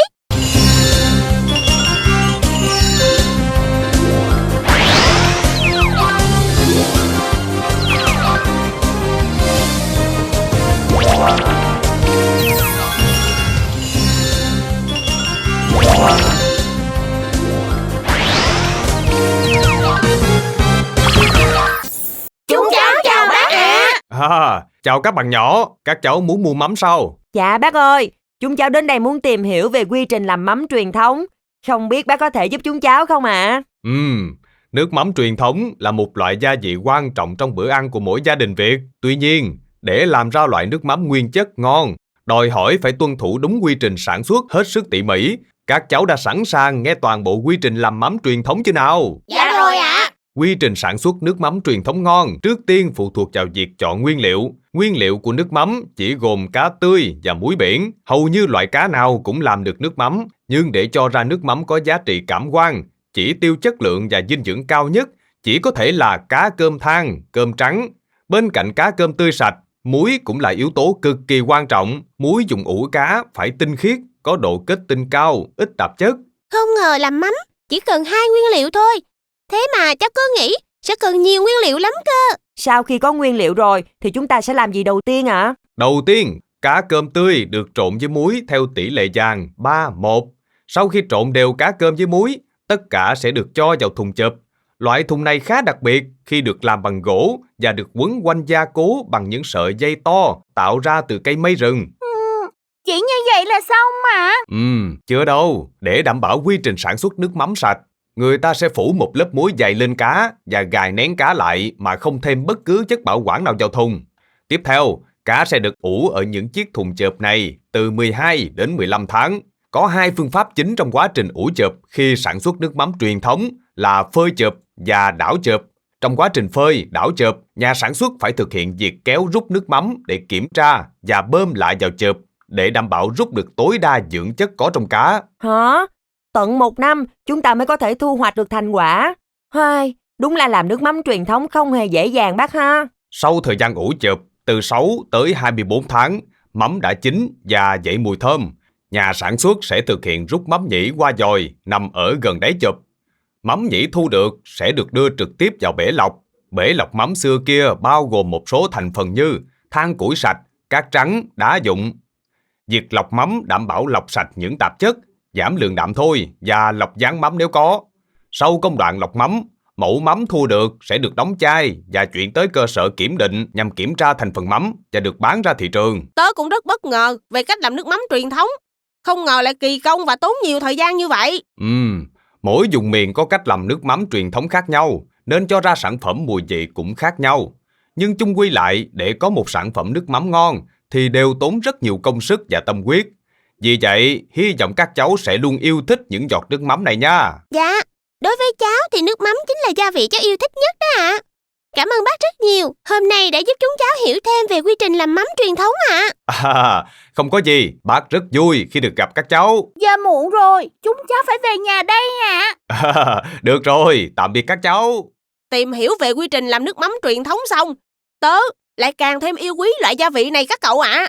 Nước mắm với màu sắc hấp dẫn, hương thơm nồng hậu, cùng hậu vị ngọt đầm thấm là nét đặc trưng quen thuộc trên mâm cơm gia đình người Việt.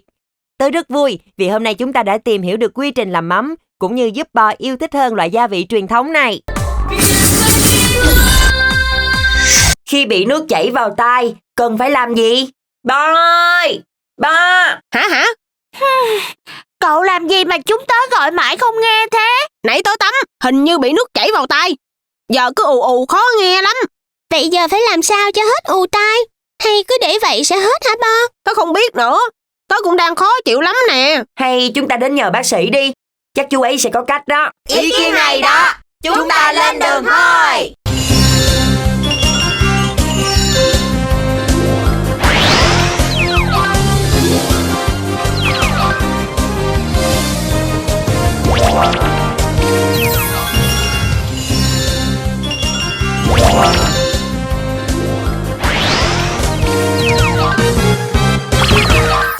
Xin chào bác sĩ.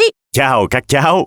Hôm nay bác có thể giúp gì cho các cháu đây? Cháu bị nước chảy vào tai mà không biết làm cách nào cho hết cả. Bác có thể giúp cháu giải quyết được không? Tất nhiên là bác rất sẵn lòng rồi. Đôi khi chẳng may sẽ bị nước vào tai trong khi tập luyện thể thao hay là hoạt động dưới nước, hoặc đang gội đầu tắm rửa. Tuy việc này không gây nguy hiểm, nhưng nếu như các cháu không kịp thời lấy nước ra nhanh chóng thì có thể gây ngứa ngáy, ù tai, thậm chí là nhiễm trùng tai. Ngày hôm nay bác sẽ nói cho Bo một số cách để xử lý tình huống này.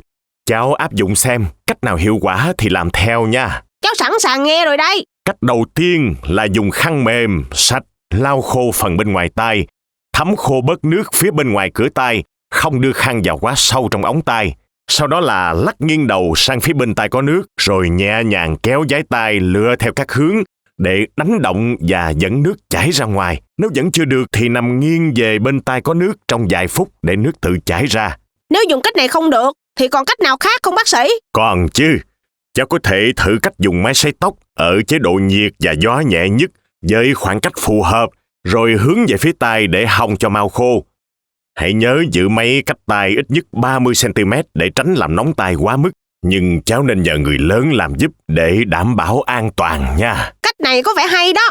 Về nhà cháu sẽ thử xem sao. Vậy nếu khi bị nước vào tai, cháu cứ để đó cho tự hết có được không ạ? Tốt nhất vẫn nên xử lý triệt để, bởi nước vào ống tai sẽ gây cảm giác ù tai, buồn nôn và khiến cho chúng ta cảm thấy khó chịu. Ngoài ra cần lưu ý khi nước vào ống tai ngoài cần được xử trí đúng cách. Trong trường hợp này không nên ngoáy tai Ngoáy tay nhiều có thể làm cho lớp biểu bì bảo vệ ống tai bị tổn thương, tạo điều kiện môi trường thuận lợi cho vi khuẩn xâm nhập vào ống tai. Tại sao lúc này ngoáy tay lại dễ khiến tai bị tổn thương vậy bác sĩ? Bởi vì khi da ống tai bị ngâm trong nước quá lâu, thì sức đề kháng tại chỗ da đó sẽ giảm sút. Cho nên những tác động mạnh tới tai như việc ngoáy tai hay là dùng ngón tay ấn sâu vào tai sẽ dễ gây tổn thương cho tai hơn. Vậy có cách nào để tránh bị nước chảy vào tai không bác? Để tránh những rắc rối khi bị nước vào trong lỗ tai trong sinh hoạt thường ngày, các cháu cần thực hiện một số biện pháp phòng tránh, như không đeo tai nghe nếu cơ thể đang đổ mồ hôi nhiều, dùng nút bịt tai khi sử dụng keo xịt tóc hoặc thuốc nhuộm tóc. Sử dụng nút tai khi tắm hay đi bơi, đặc biệt khi đi bơi cũng nên đội thêm mũ bơi để giảm thiểu khả năng nước lọt vào tai. Còn nếu là tắm hàng ngày thì chỉ cần lưu ý không dùng dòi sen xịt thẳng vào mặt hay gần tai thì sẽ hạn chế được tình huống này. Dạ, chúng cháu hiểu rồi. Cảm ơn bác sĩ hôm nay đã giải đáp thắc mắc giúp chúng cháu nha. Không có gì, giúp được các cháu là bác đã vui rồi. Giờ chúng cháu phải về nhà rồi. Tạm biệt bác nha. Tạm biệt các cháu. Thế là từ giờ tớ đã học được thêm một số cách giải quyết khi bị nước vào tai. Đầu tiên là dùng khăn mềm, sạch, lau khô phần bên ngoài tai. Sau đó là lắc nghiêng đầu sang phía bên tai có nước. Rồi nhẹ nhàng kéo giái tai lựa theo các hướng. Nếu vẫn chưa được thì nằm nghiêng về bên tai có nước trong vài phút để nước tự chảy ra. Cách tiếp theo là dùng máy sấy tóc ở chế độ nhiệt và gió nhẹ nhất với khoảng cách phù hợp, rồi hướng về phía tai để hong cho mau khô. Giờ Bò Béo thử một trong những cách này đi, xem cách nào hiệu quả với cậu nào. Nhất định tớ sẽ thử.